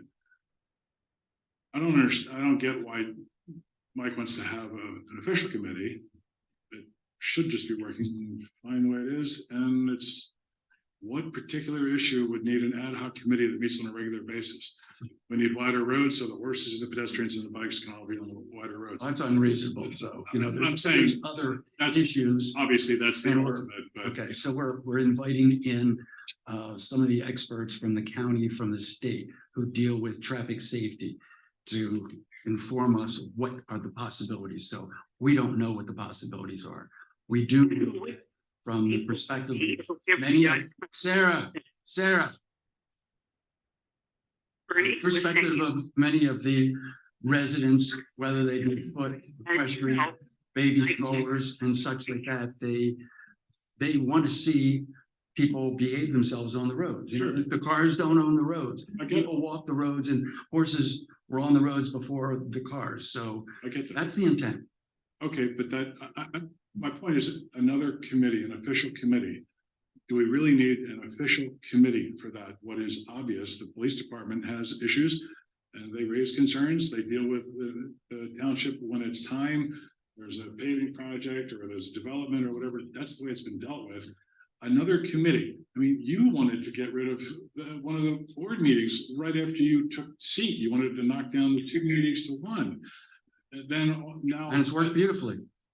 It hasn't you know, that's my point. We have too many committees.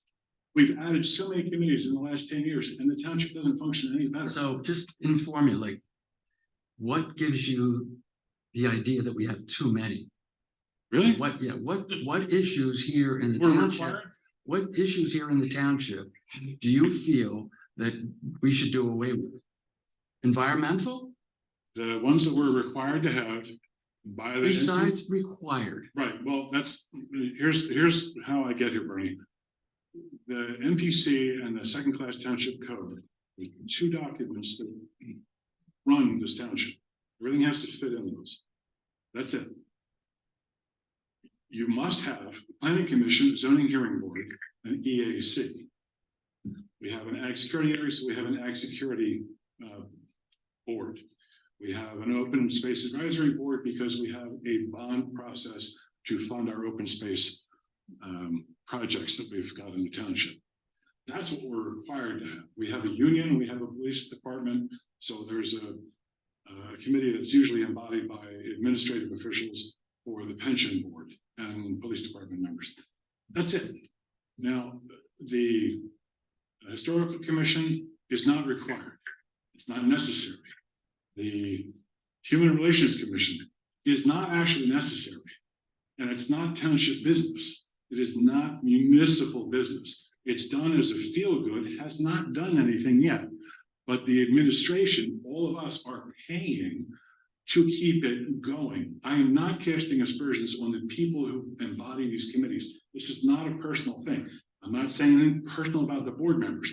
What I'm saying is this is the mission creep. It keeps getting bigger. We have more and more committees. We are a small community in a large township.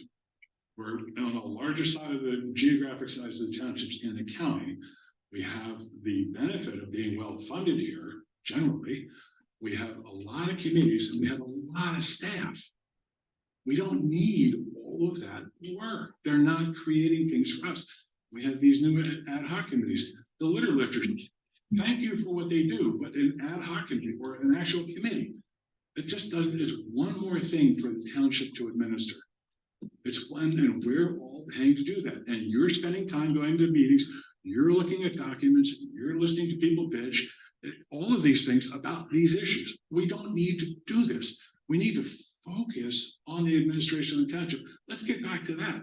Let's get back to keeping the books in line. We need to let the treasurer get the books back in line. Let's not keep adding more work to the staff. Let's just put all of this on hold. Stop adding work. We don't need it.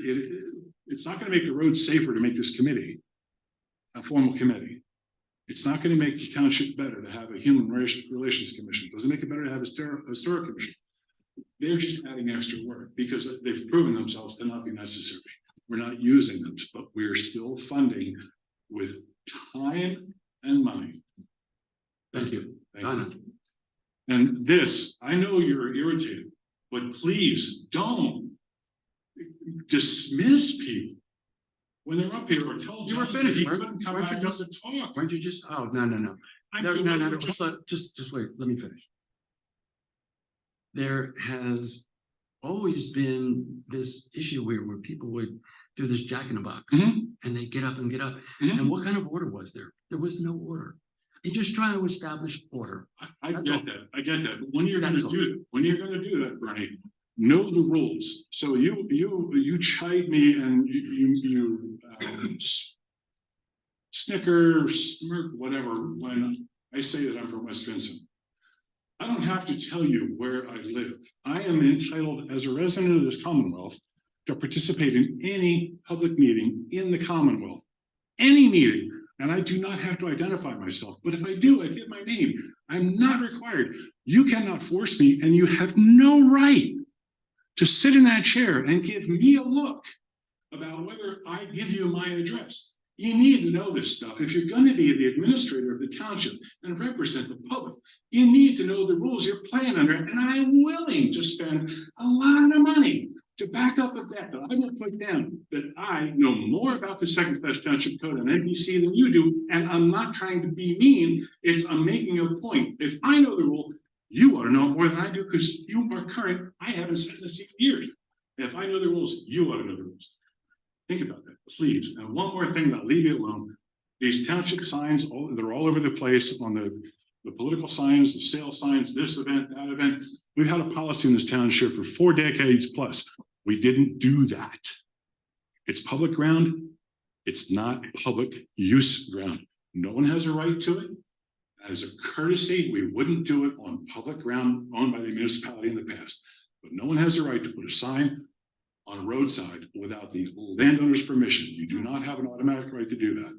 So please, would you, and whoever else is in this room as a candidate for any office, please take those off of the rights of way unless you have specific permission from the landowner. We need to keep going with that because it sets a tone around here. We have a plethora of signs that are just trash. They ruin the view and it's just, sorry, that's the way it's been and it should be maintained. Thank you. Thank you. Done. Donna Delaney, Beaver Hill Road. I'm gonna follow Carl's suit and not give the number.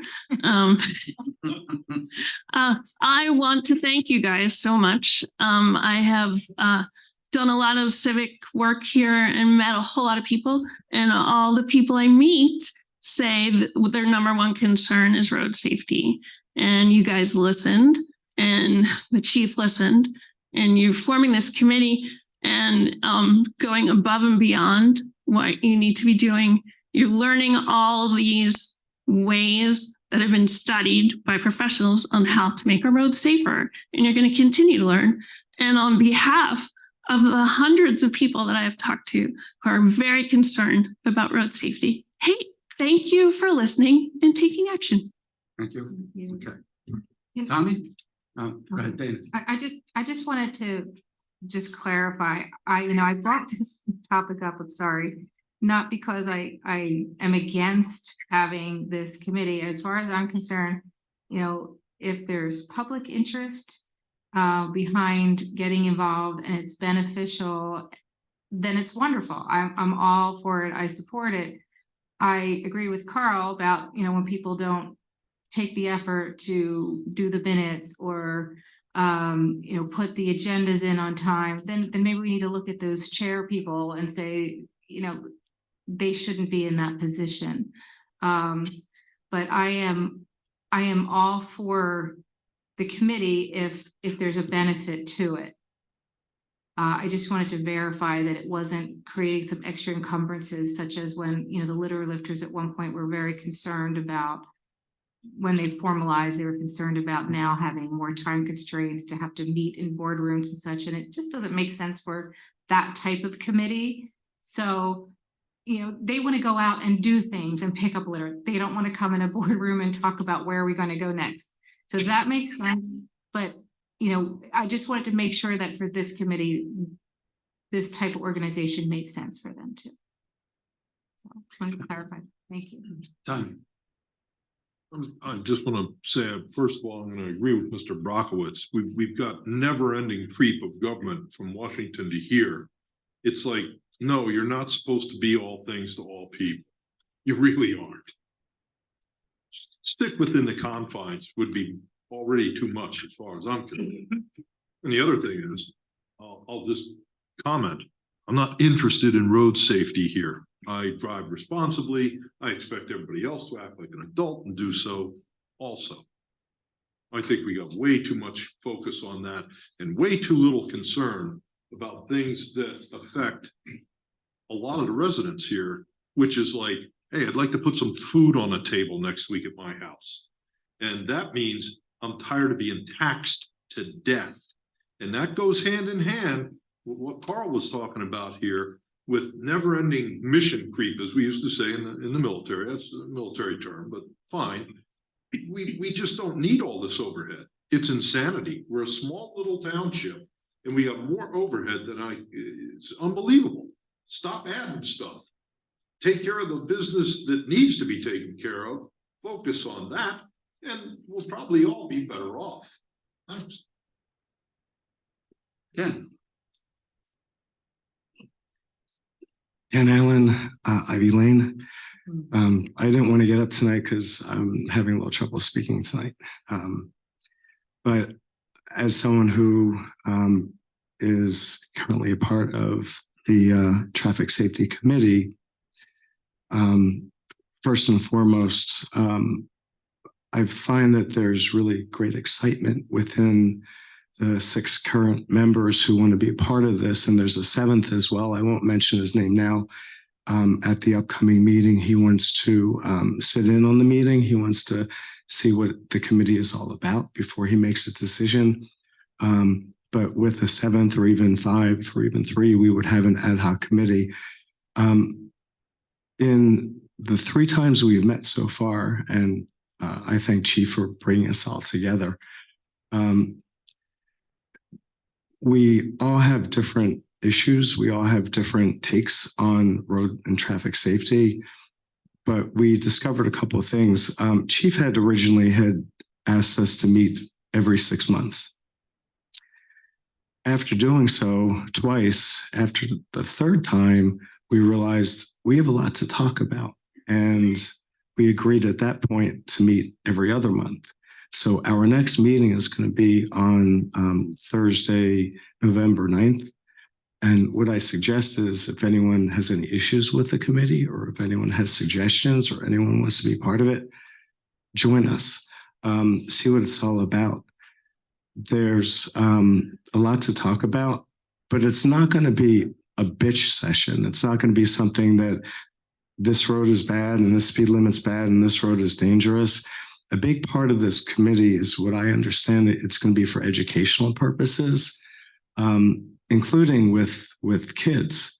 One of the suggestions which came from Adrian, who was nominated as the vice chair, was to do a bike rodeo and to talk to students about bike safety. We live in a really dangerous area, as you know, when it comes to traffic safety here, especially if you're a kid or an adult and you're riding bikes through here. So a big part of this is going to be and supposed to be about education. And with education comes safety, and with safety comes saved lives. So yeah, I think if you add another committee, and there could be some residual financials involved with it, and certainly the police are involved with it. I don't know what that's going to cost us to have an officer attending with it. But the way I look at it, at least, is, and I've said this all along, and I've stood up here, including at the last meeting, if you save one life by trying to educate people and enlighten people, then that's a life that's saved. And and that way you're not wasting township money, you're saving people's lives. The committee, like I said, is based on educational purposes. And when we run out of things to say, we'll disband. It's an ad hoc committee. So we're not going to go on forever and ever. We're going to go on as long as there's a need for traffic safety. One last thing, and then I'll let you take it over from here. We also talked about, and Bernie had mentioned, each of us have a certain specialty. One person's an avid cyclist. One of us is an avid hiker. Another person is a traffic safety coordinator. That's what they do. An engineer, rather. That's what they do for a living. Another gentleman is a accident reconstructionist and an equestrian. And other people are just interested in safety. So we all have different specifics that we can come at, but it's just a brain trust. It's just something to bring us together, again, to try to help coordinate to make this a better and safer place. I don't think that any other township in Chester County has something like this. And I don't think we're black sheep. Rather, I think we're spearheading. I think we're something on the vanguard of movement that's going to continue and make things a lot better and a lot safer moving forward. Thank you. Thank you. Larry.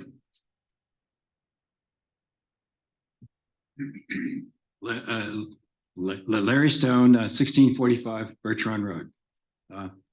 So I just want to put in a plug for safety. I think safety is important. I think safety is something that the township should address. And did a little mental arithmetic here. I first moved into the township 56 years ago. That's a hell of a long time.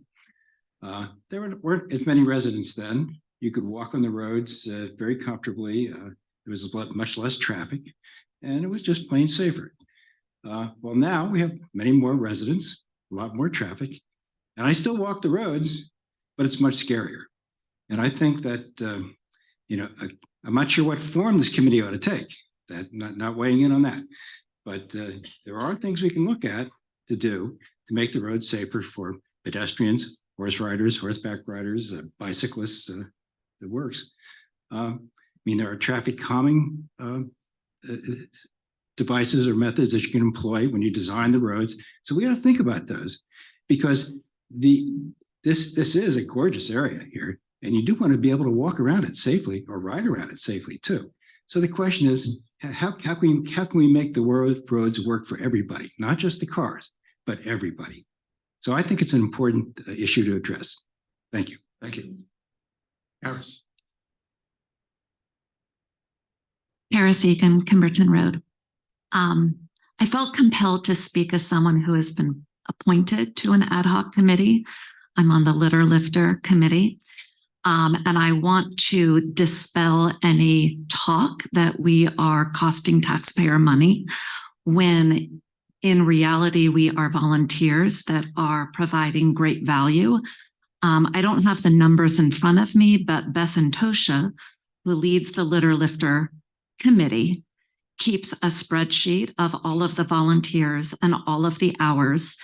And she calculates it at $10 an hour and adds it up. And it's something like, I don't know, I think it's well over $100,000 of service that has been done to beautify our committee. So the cost to the township is minuscule and the value to the township is huge. And other townships are very much looking at West Vincent as a model and seeking to replicate what we have created here, largely through the passion of Beth and Tosha. I'm not going to take credit where it's not due.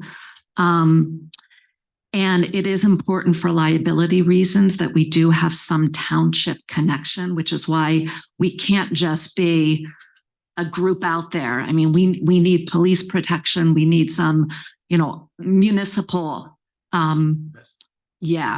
need some vests, right? We need some liability connection, which is why it is important for there to be some official connection within the township. But the value that is provided is vastly, it's volunteer work that we're doing. And it is adding to the value of the township. We are not costing the township money. Thank you. Thank you. All right. Anyone else? Seeing none. Are we voting on that? I think we made a motion. We did. We made Trying to have a my- motion and second the motion. Okay. All in favor? Aye. Aye. Okay. That is approved. We should decide if we want to. Yep. Okay. Next on the agenda is adoption of ordinance 207, amending the West Vincent Code of Ordinances, chapter 338, regulating the maximum speed limits on certain roads within West Vincent Township, in particular Flint Road at 25 miles per hour between St. Matt's Road and Kimmerton Road, a distance of approximately 4,500 feet. So looking for a motion. Do we need to make a motion for that? We're adopting an ordinance. Yes. Yes, I will make a motion to adopt the ordinance number 207, amending the West Vincent Code of Ordinances, chapter 338, regulating maximum speed limits on certain roads within West Vincent Township, Flint Road, 25 miles per hour between St. Matthews Road, SR 1031, and Kimberton Road, T 561, a distance of approximately 4,500 feet. Okay, and I'll second the motion. Julia? Julia Brendel, Flowing Springs Road. Just have a quick question regarding that. I know that on Flint Road, it was already posted at 25 and we're just changing the ordinance so that it's not 35 anymore, it's 25, so that now the police can actually give people tickets. Is that correct? Correct. Enforcement. Is there anything else being done to that stretch of Flint Road, like we've talked about, or I brought up in the meeting, like one of the issues there, people drive fast because it's flat. But I think the biggest issue there is that blind hill. Is anything else going to be done there to alert people, because people drive right over the center of it, coming right at you? Traffic Safety Committee is looking at these potential means of remedy that, and also we're bringing in the state to help us with this too. Okay. Well, I believe Public Works is also looking at making sure that you can see over that Well, blind hill, because yeah. there's Bushes, some issues of things that should not have. Well, I know that next to that one driveway, I think that big bush is gone, but it's just, even when you come, even like I drive it all the time and I go very slowly because people come right over the center of it. They don't stay on their side of the road and they can't see until you're on top of each other that you're there. So we are working on additional things there. Okay. Thank you. Okay. By the way, the Phillies are winning 4-0. Yes, okay, so we have a second on no more public comment. All in favor? Aye. Okay, And let me make a motion here. I'll make a motion to approve the 2024 uniform MMO for $140,637. did we want to include the, Yeah, if you want to include that, you can. yes, let's do that. It's $28,232,000 of unfunded liability. Say they get 28,200. $32 of unfunded liability that we could pay in addition to our standard MMO fee. How do we do that?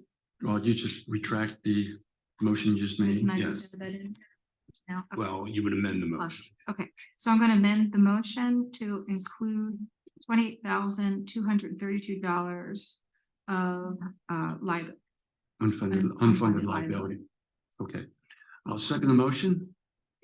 Any comment? Seeing none, all in favor? Aye. Aye. Okay, good. Moving on, number 9, approve Valor Cell Tower lease. Okay, I will make a motion to approve the Valor Cell Tower lease. And I am going to not second the motion for several reasons. I think we need to look at it just a bit further than what we've done. Sorry, Sherry, but We're so close. yeah, we are close and we're moving in that direction, but I think that we do need to look at the easement factor, okay, and also the inflation factor. And we know that we are in need of 2 towers. So this all becomes very important for both. The other issue that Sarah had brought up was Opalani Park, and we're not absolutely sure that we're denied our ability to put one there. And I think that There the are administration, Yeah, there are deed restrictions, but we can certainly go back and ask them again. let's do that. Let's go back and ask them again. You could help on that lens. Right, and then we'll take a look at whether putting one there at Opalani will cover Bertrandville, because that's the other empty spot. I think that did show it on our.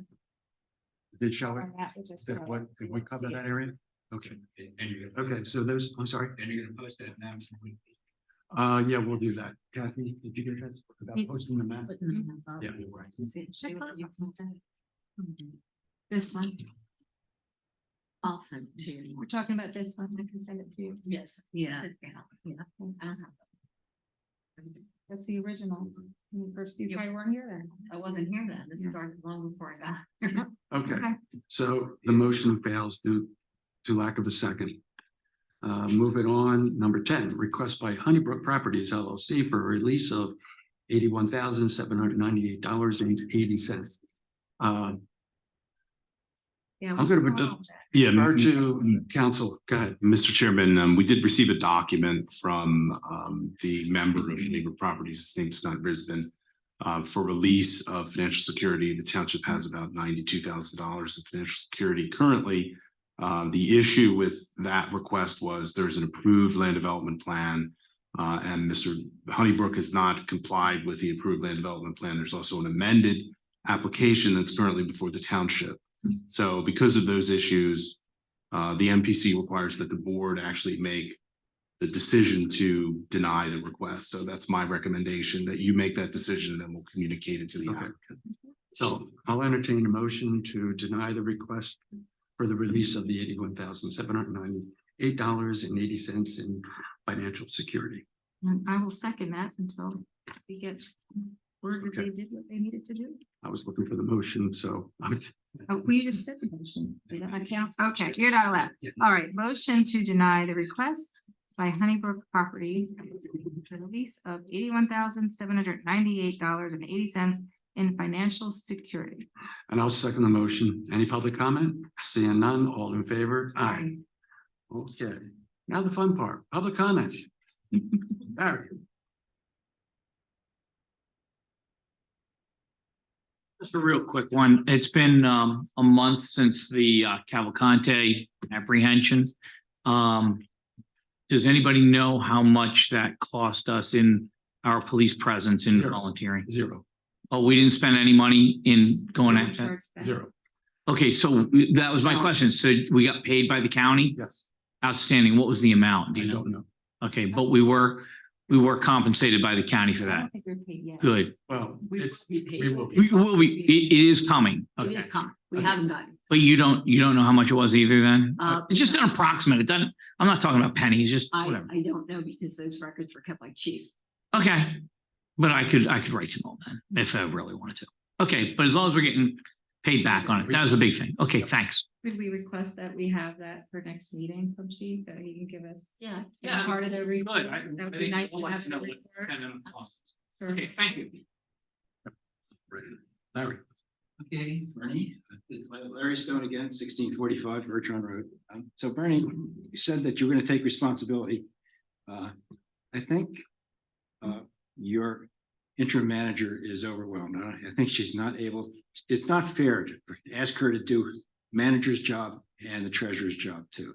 You really need to hire a treasurer so that she can get, so they can get things done that we need to have done.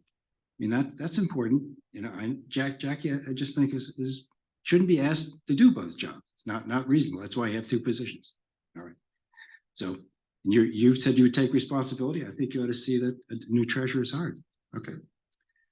The other thing is, what's the schedule to see the budget for next year, the budget for review? I'm working on the budget right now. I hope to have it to the board by the end of next week. And then, once they get the preliminary budget, we'll set a meeting for the public to come and we'll provide it to you. So what date will that be? So the public, I mean, it's getting toward the end of the year. The public would like to have a chance to look at it and review Public it. is provided 20 days to review it from the time of meeting in between. That's under the second class township code. I hope to have it to the board, like I said, by the end of next week, and then we can schedule a public meeting after that. I can't give you an exact date. So Bernie, can you give us an estimate of when you'd hold that meeting and when we'd be able to look at it? I'm going to guess that it's going to be 2 weeks. Okay, thank you. Donna. Donna Delaney again, Beaver Hill Road. Everywhere I go, in the county, the planning commission, people say you can't compare anywhere else to West Vincent because we're so far ahead of everyone else. As the chair of the Environmental Advisory Council, other environmental advisory councils keep trying to somehow catch up with us and they can't. And we are so honored everywhere for our volunteer commitment. We have more volunteer commitment here than most places. And what that does is it saves taxpayer money. You have all kinds of professionals with professional experience who are donating their time to our township so they don't have to pay professionals.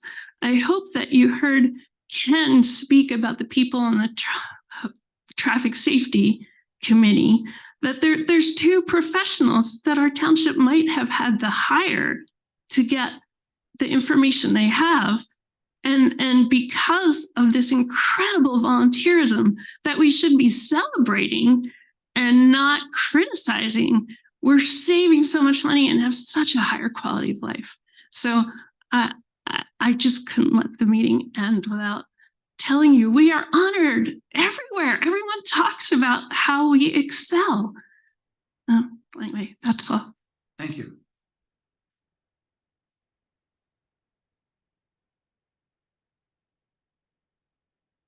Everyone, Karen Lampy, St. Matthews Road. I just wanted to ask a question that we talked about a couple meetings ago about the EV station out there and when the swipe will be put on there so we can start charging people for free energy. It's in Pico's hands right now.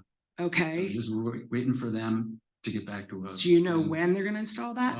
Pico's. It's in something Will. down. Everything's ready. Oh, good. We're just waiting for Pico to turn their end on. Excellent. We can't get the timeline Excellent. from them.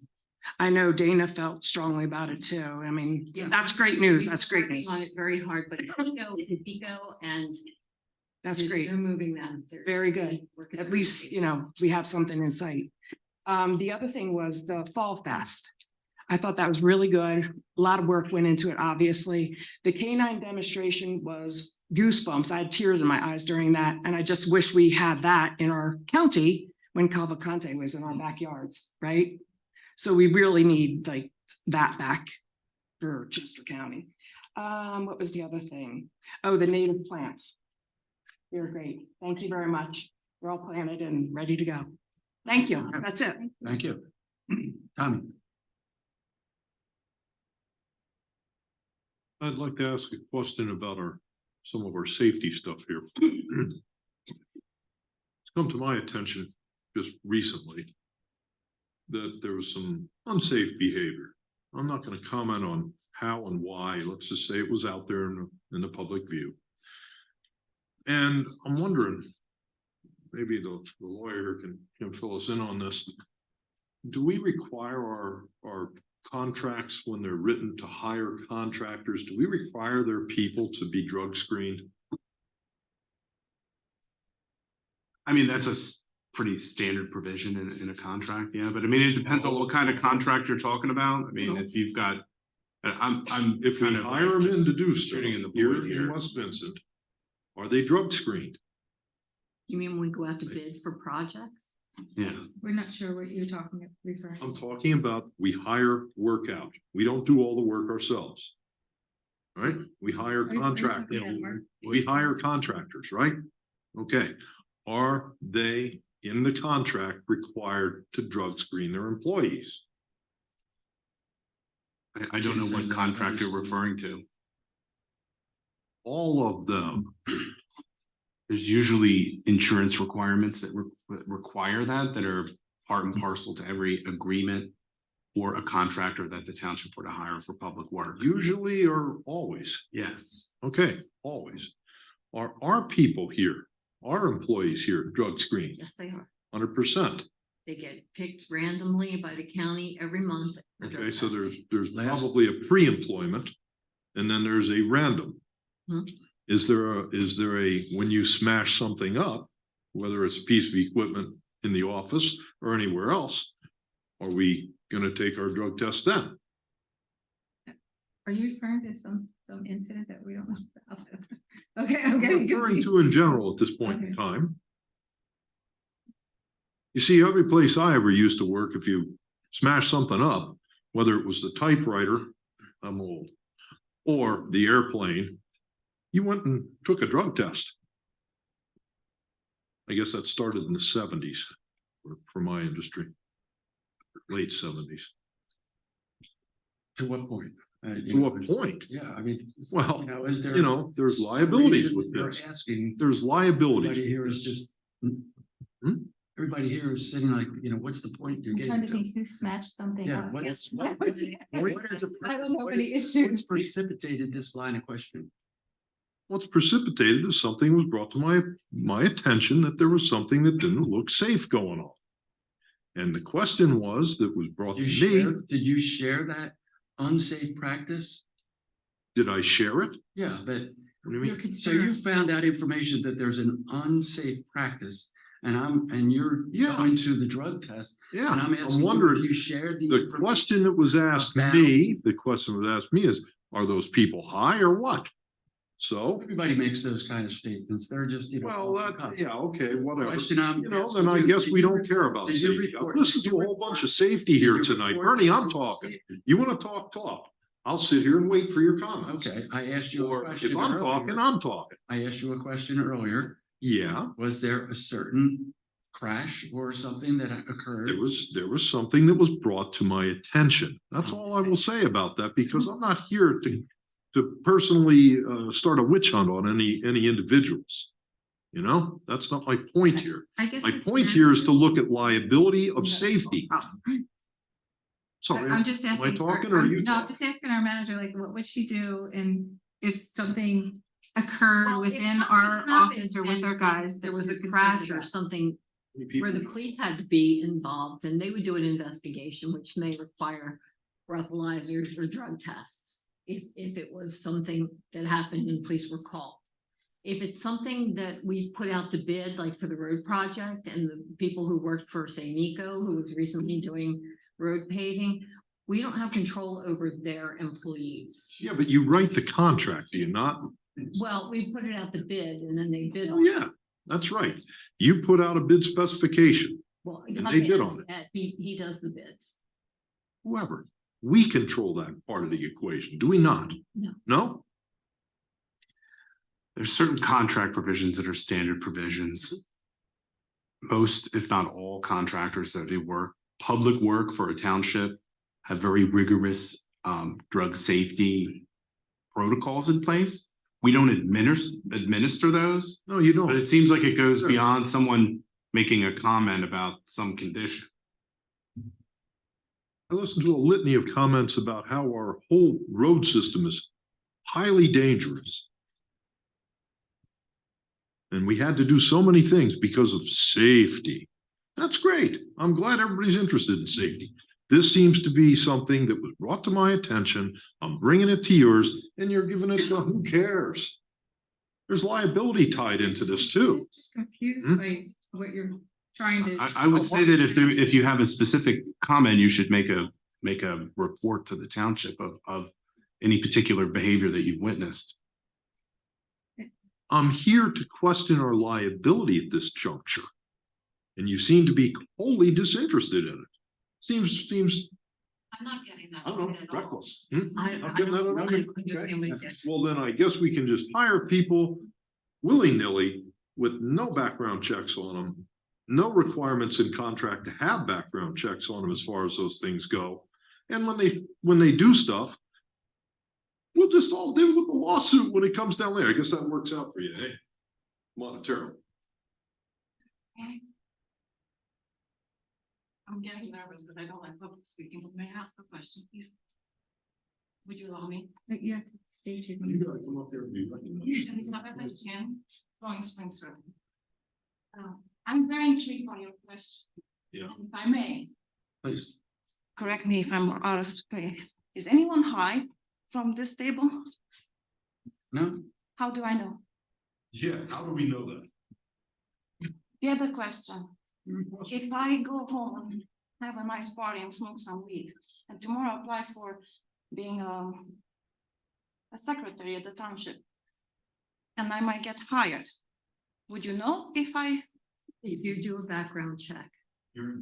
okay, will I get tested? Yes. Okay, I get the job 2 months later. I remember it's nice to smoke weed from time to time. How would you know? You wouldn't know. I don't know what the gentleman is talking about, but the fact that he's bringing these type of questions makes me worried. And one of those things about the volunteers that we don't cost the township money, I disagree. I'm a volunteer, and I think I get in more trouble than I sign up for. But I do know that I cost the township money because every time I have a crazy idea, someone will have to review it, approve it, disagree with it, agree with it, change their mind about it.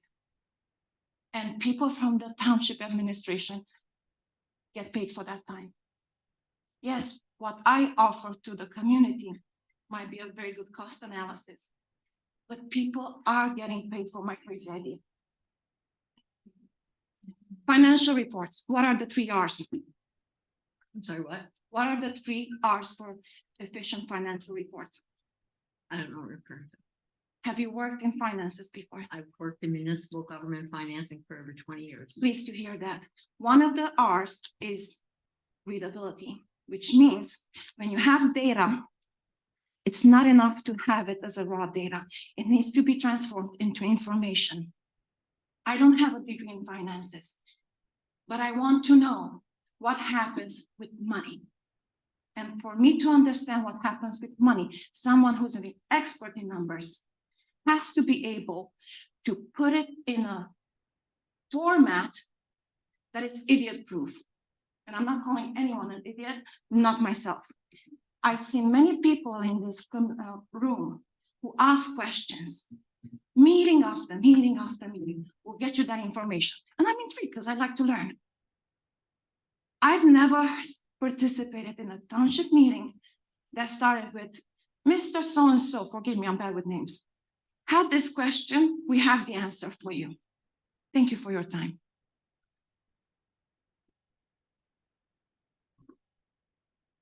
George. I was gonna finish since I. Oh, go ahead, finish. No, finish. I just wonder if you fully understand what I'm asking you.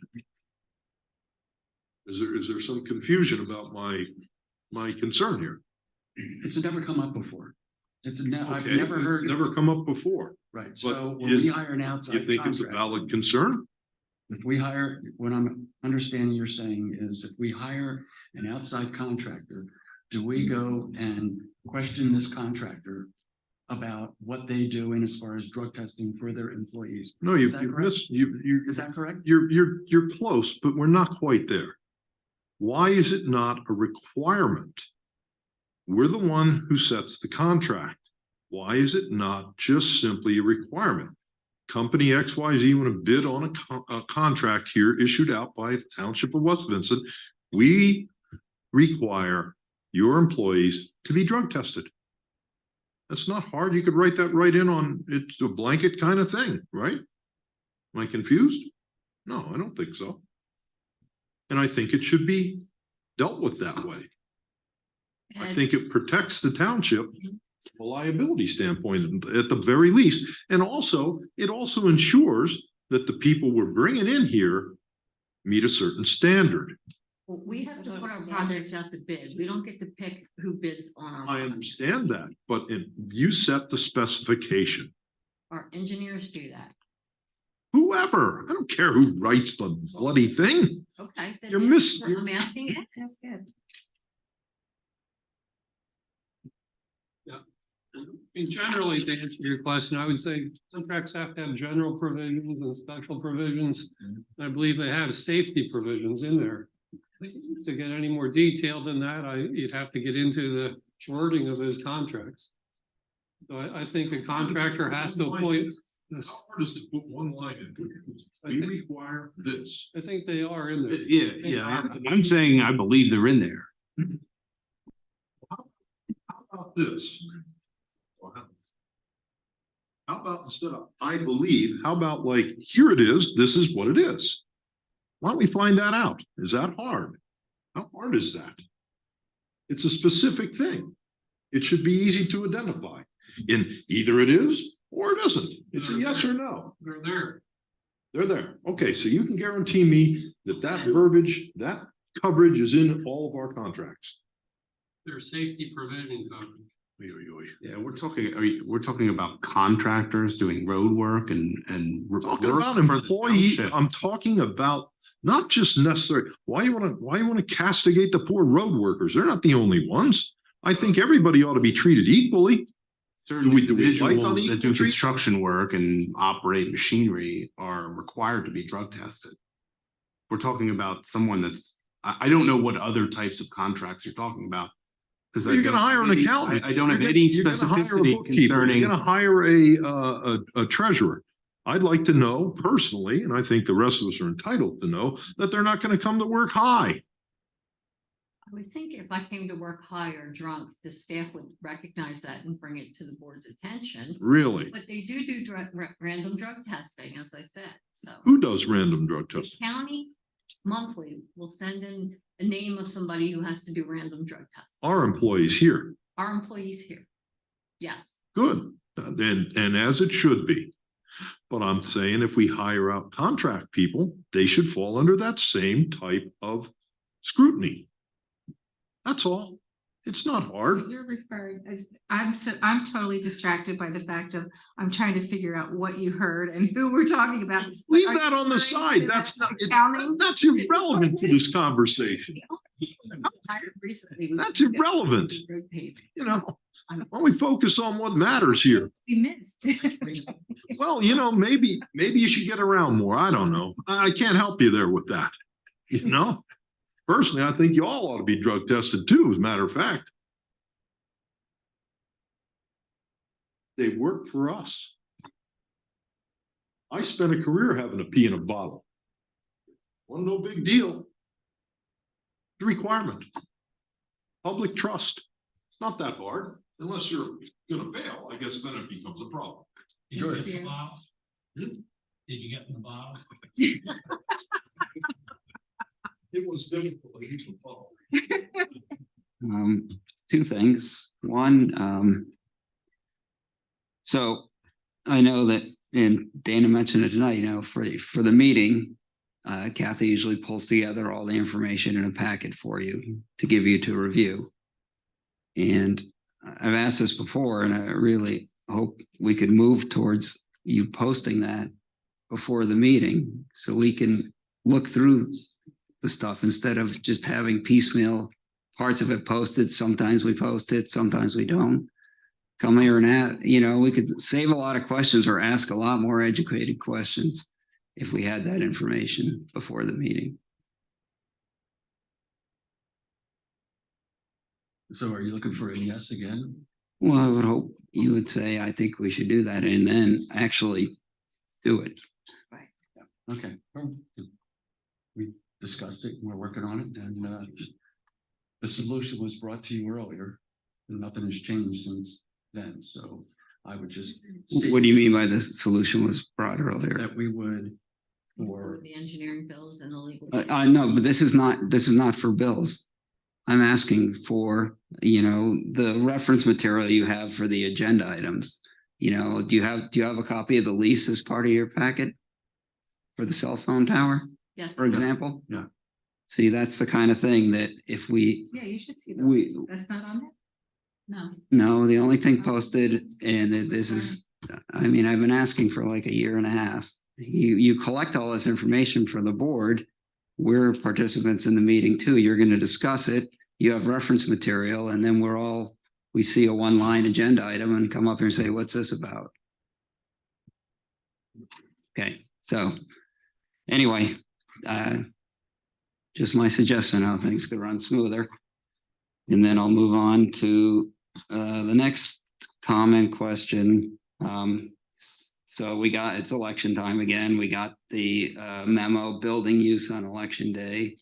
And that the usual thing the township's decided as a landlord that there's no campaigning in the atrium, even outside of the 10-foot area from the voting booth. I agree you can do that. I disagree with the decision, but we'll move on. The question is the sidewalk in front of the building. Why is that excluded, and can you exclude it? I think it has to do with blocking the doorway. So if people don't block the doorway, it's not an issue? It's still we don't make the rules. Wait a minute. Who made the rules? We don't make that. That's the county makes those rules. No. No, Actually, George is right. We make the rules because we're the landlord. So, okay, so this is a municipal building. On the front wall, that's the board's decision. So, okay, so my question is specifically outdoors. Again, I said, I disagree with your decision, but it's your decision to make indoors for sure. That's cut and dried. We're inside the building. The question is outside. Why is there a restriction? Is that, from what I understand, I'm not a lawyer, but I can read stuff on the internet like everybody. Outside, there's this concept of traditional public forum. Yes, Mark probably knows, and it says the government can dictate restrictions only if they serve a compelling state interest.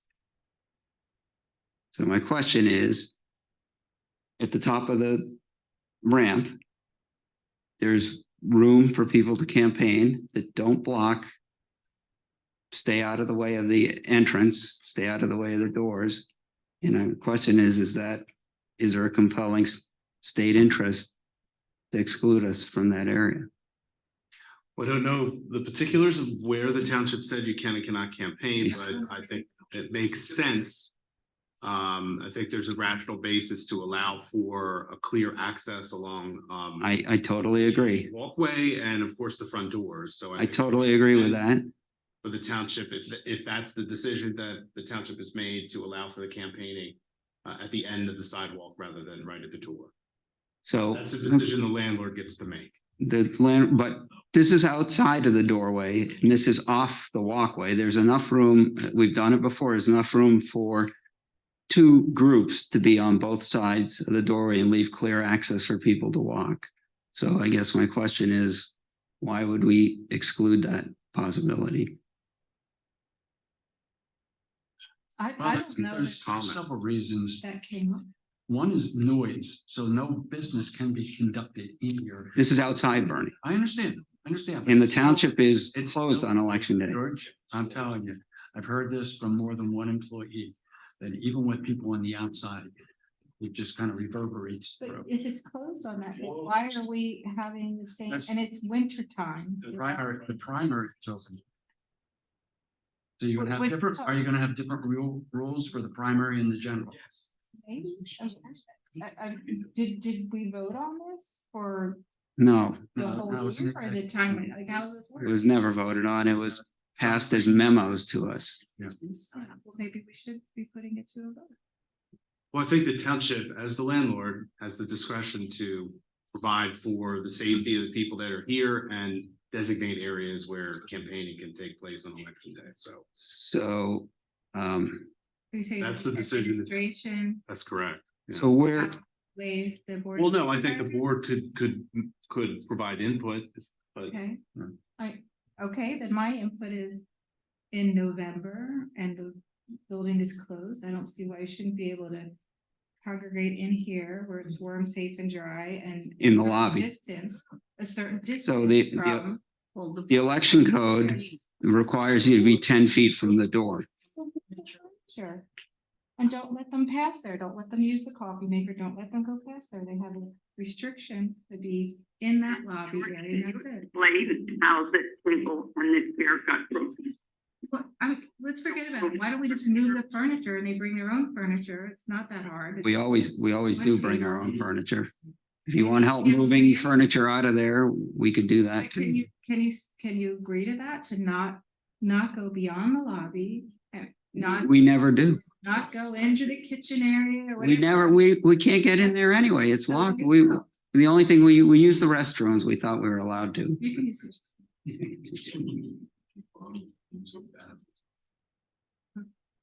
Anything else? Porta potties. Would you And that's my entertain, opinion. That's would you entertain a motion to do that? No. my opinion. Sarah? Can't vote. She can't vote? Why? she's chosen not to vote, and there's not an agenda item actually on this issue. But I don't think. So what is your reason, Bernie? What is my Your- reason? Yeah, I think it's just more orderly and it, you know, when you are confronted with people as a voter and you come in here, you're kind of in this confine. And if people are out and away from the front there, so they can. so how far away, They can walk up the ramp, come in the door without somebody standing there blocking the door. nobody ever blocks the door, and I will tell you, the last time we were inside, the door was still on the timer and locked for about 4 hours of the election. If we weren't in there, nobody'd be able to get in. Well, the township building is open for preliminary election day, so that was a problem. Right, that's definitely, I get that's a problem. But if. Okay, I'm just thinking like, if I wanna come and volunteer, am I gonna wanna stand out in the rain on a November iffy day? And That's why they tried to move it to the library, so. yeah, I don't think that we have the best venue for this, but, and I hate more than anybody walking through the gauntlet of people. I hate it. But I also appreciate what, you people are doing to support the local government and, you have a I don't, reason to be here, and I think that's okay, as long as you don't bother people, you stay far enough away. we say, and the line is marked 10 feet from the door Right. for the PA election code. We don't go near it. The judge of elections makes sure of that. And she has total purview of that area, and we stay out of it. And I think there's plenty of room here for people to walk through. For years, we've had 2 tables in there. We sit there all day, and some people come and talk to you, some people walk right by it. They know what they want to do, and that's their business, and we don't bother them. I mean, it's free speech. What does Sarah think about that? I guess, we're not really voting on it anyway. You wanna discuss it? Or? She's gone. Maybe she's gone. Anything This else? is a long meeting. Anything else? George, I think the township can take that into consideration, but ultimately, as the landlord, they have proprietary. You think outdoors? They make the decision on where individuals are permitted to campaign. Really, that's what it comes down to. Could they be excluded from the entire property No, could they be? That's the case. That isn't the case now, but they're excluded from a large percentage of it. I think to the point where we really can't effectively campaign. It would be great if they would move it to the library. It would be great if we could do the library. I mean, where's the, I know in law, there's always a line, right? Where is that line? Is it 50 feet away, which is at least where we are now? Well, I think the line, Across at least the township's decision was that the lot that the line is the driveway, yes. which is 1,000 cars come through here on election day. So anyone that wants to approach people campaigning is gonna walk through a driveway that's got 1,000 cars transiting it through the day. Still not convinced, Bernie? That's a safety issue. It totally made sense to me when the building was open and it was disturbing the people working here. That I have to support. Well, it won't be on, That's exactly, that's why I feel like there's a difference here.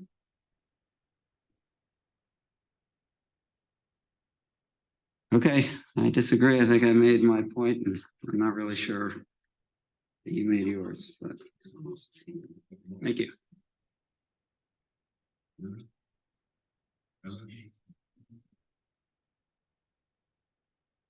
I'm very tired. This has been a long meeting, but it's good. It's good that people are out and having conversations and asking questions and presenting different opinions.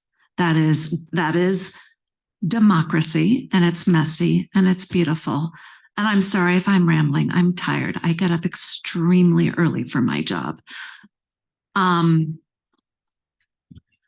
just wanted to, as much as I appreciate George's points and valid points about free speech and the ability to campaign and pass out information.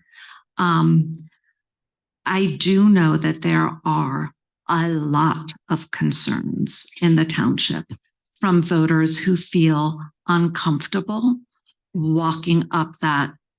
There are people who dread it. And in terms of a compelling interest, I think it is possible for there to be campaign information and voting guides and conversations. But it has, I mean, I have felt that the doorway has been blocked, and I've lived in this township for 20 years. And I have had to walk around people in front of the door. So when people have said that that has never happened, let me say, as someone who always votes and who has lived in this township for a very long time, that it has happened. So again, George, I completely respect your point. You've got a valid point. There is another side to this where people do feel intimidated, and it has a chilling effect. I know you don't think it doesn't, but you can't speak for everyone, sir. You cannot speak for everyone. If you feel that it doesn't apply to you, then that's great. But there are people who feel, and I'm not even talking about myself now, because, I actually don't back down. But there are people who feel intimidated and who dread coming to vote. And you saying that that's ridiculous doesn't mean that it doesn't exist. That's all. It's important to consider both sides. And again, George, thank you for speaking. I'm not undercutting at all what you said.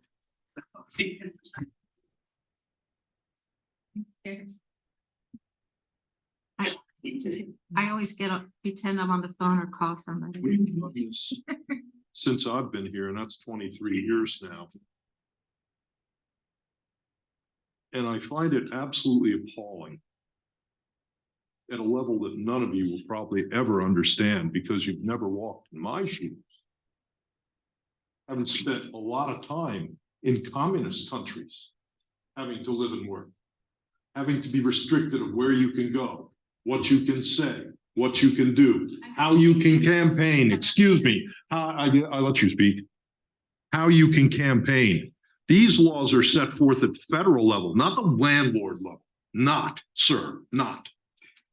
You do not have the right to interfere with people who are campaigning within the guidelines that are set forth in the law. Pennsylvania statute says we are allowed, anyone is allowed to campaign up to 10 foot from the polling area. This room is the polling area. Ergo, That outside in the lobby is a go zone for campaigning. And you can make up whatever rules you want, but you can stand by for the lawsuit that's coming if you restrict myself. That's a guarantee. Because I will not have you, any of you, restrict our rights as American citizens within the guidelines that are set forth at the federal level. It's insanity, and you do not have charge, and the landlord's not in charge of this for that day, sir. Look it up. Jeff. Unbelievable. Jeff Goldberg, Sundance Drive here in Chester Springs. I just wanted to set one thing straight for the record. It is not by Pennsylvania statute the job of the landlord to keep the voter from being intimidated and from making sure there is clear access in and out of the polling place. It is the constable's job, myself. And the times I have been here, unfortunately, I'm only one person. I can't be divided into two. So I have to split my time equally between here and the firehouse. In the times I am here, I can tell you those doors that I have seen. Now, again, I'm not here all the time and I'm only one person. I've not been blocked. And if you have the two tables, the Republican and Democrat table out there, they do not block those doors. Now, the point about noise, Dana's point, exactly. When the building is conducting township business, there's some validity there and that could be discussed. But in the general election, not to allow the tables to be set up outside, and I'm handling it from a different angle than Tom is, not that I disagree with him because I don't, is just crazy because you had said, okay, the landlord can decide. What if they decide it's over by the porta potty? Do they have the right to do that too? Where is reasonable? They made that decision. Pardon me? I don't think that's. No, but if they did, you would say they would have the right to do that, even though the fact is they just set it at the bottom of the ramp. Where does it end? Yeah. Why don't we do it in New Jersey? I came from New Jersey. The state law in Trenton is 300 yards. They don't have a problem of people setting up tables and outside of, because it's 300 yards. Harrisburg has set it at 10 feet. There's probably a good reason for that. I don't know what it is. But in Pennsylvania, it's 10 feet. The intent and the letter of that law. Why isn't it 20 feet? Or again, I don't know these answers. And every state is different when they measure from the polling place to where people can hand out political literature. But we're stuck with 10 feet. If we don't like it, lobby our state reps to have the law changed. Make it 100 yards in PA. That's fine. But my job as constable is to enforce the law that Harrisburg sets. And right now, it's 10 feet. Thanks, guys. Thank you. Okay. Seeing no one else, call for a motion to adjourn. I would make a motion to adjourn. Second, all in favor? Aye, we're adjourned. Can we talk?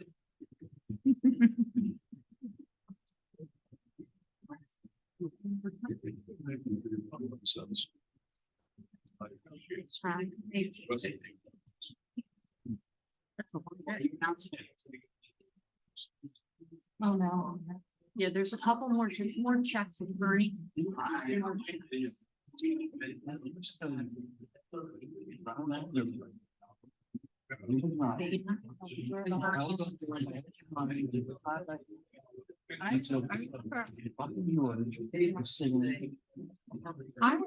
from him and watched. I'd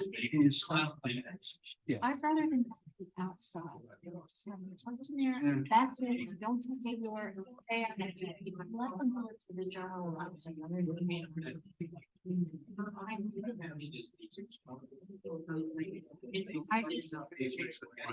I just disagree.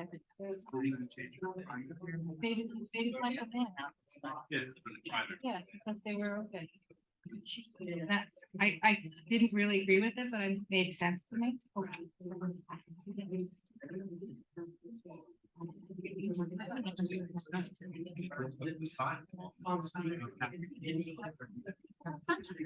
if you're just in there in a little booth, they don't bother you. Down there, they don't let you walk up the steps.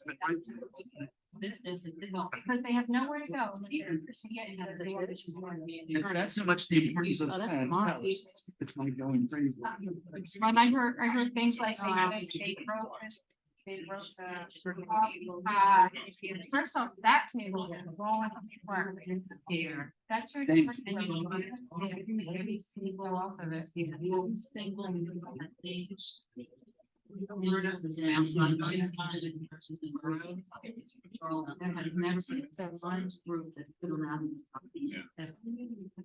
Well, we have nowhere for them to go except across the road.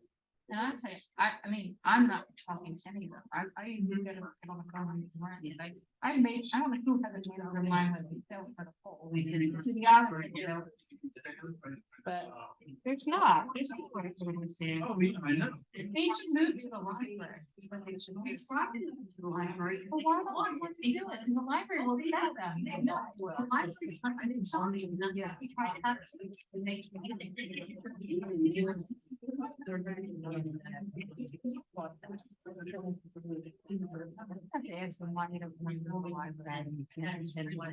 Because I know the library wants to, they like. I know. One thing I understood was where they set up. Yeah. So apparently there's like a desk or something. So one group had it set up behind the desk, in front of the desk. At the library? Where they have to go in and maybe like. The one to be in the front and the back. So then apparently he got to hire a lot of people. And You talk to the library about making it more equitable in the library because that's where they belong here. and hiring people. Yeah, but that's what I'm saying. If he's not happy with the accommodation, then I would get it. It was all about whether I'm happy to go. Right, Bernie, I can stand in the way with you. Actually driving.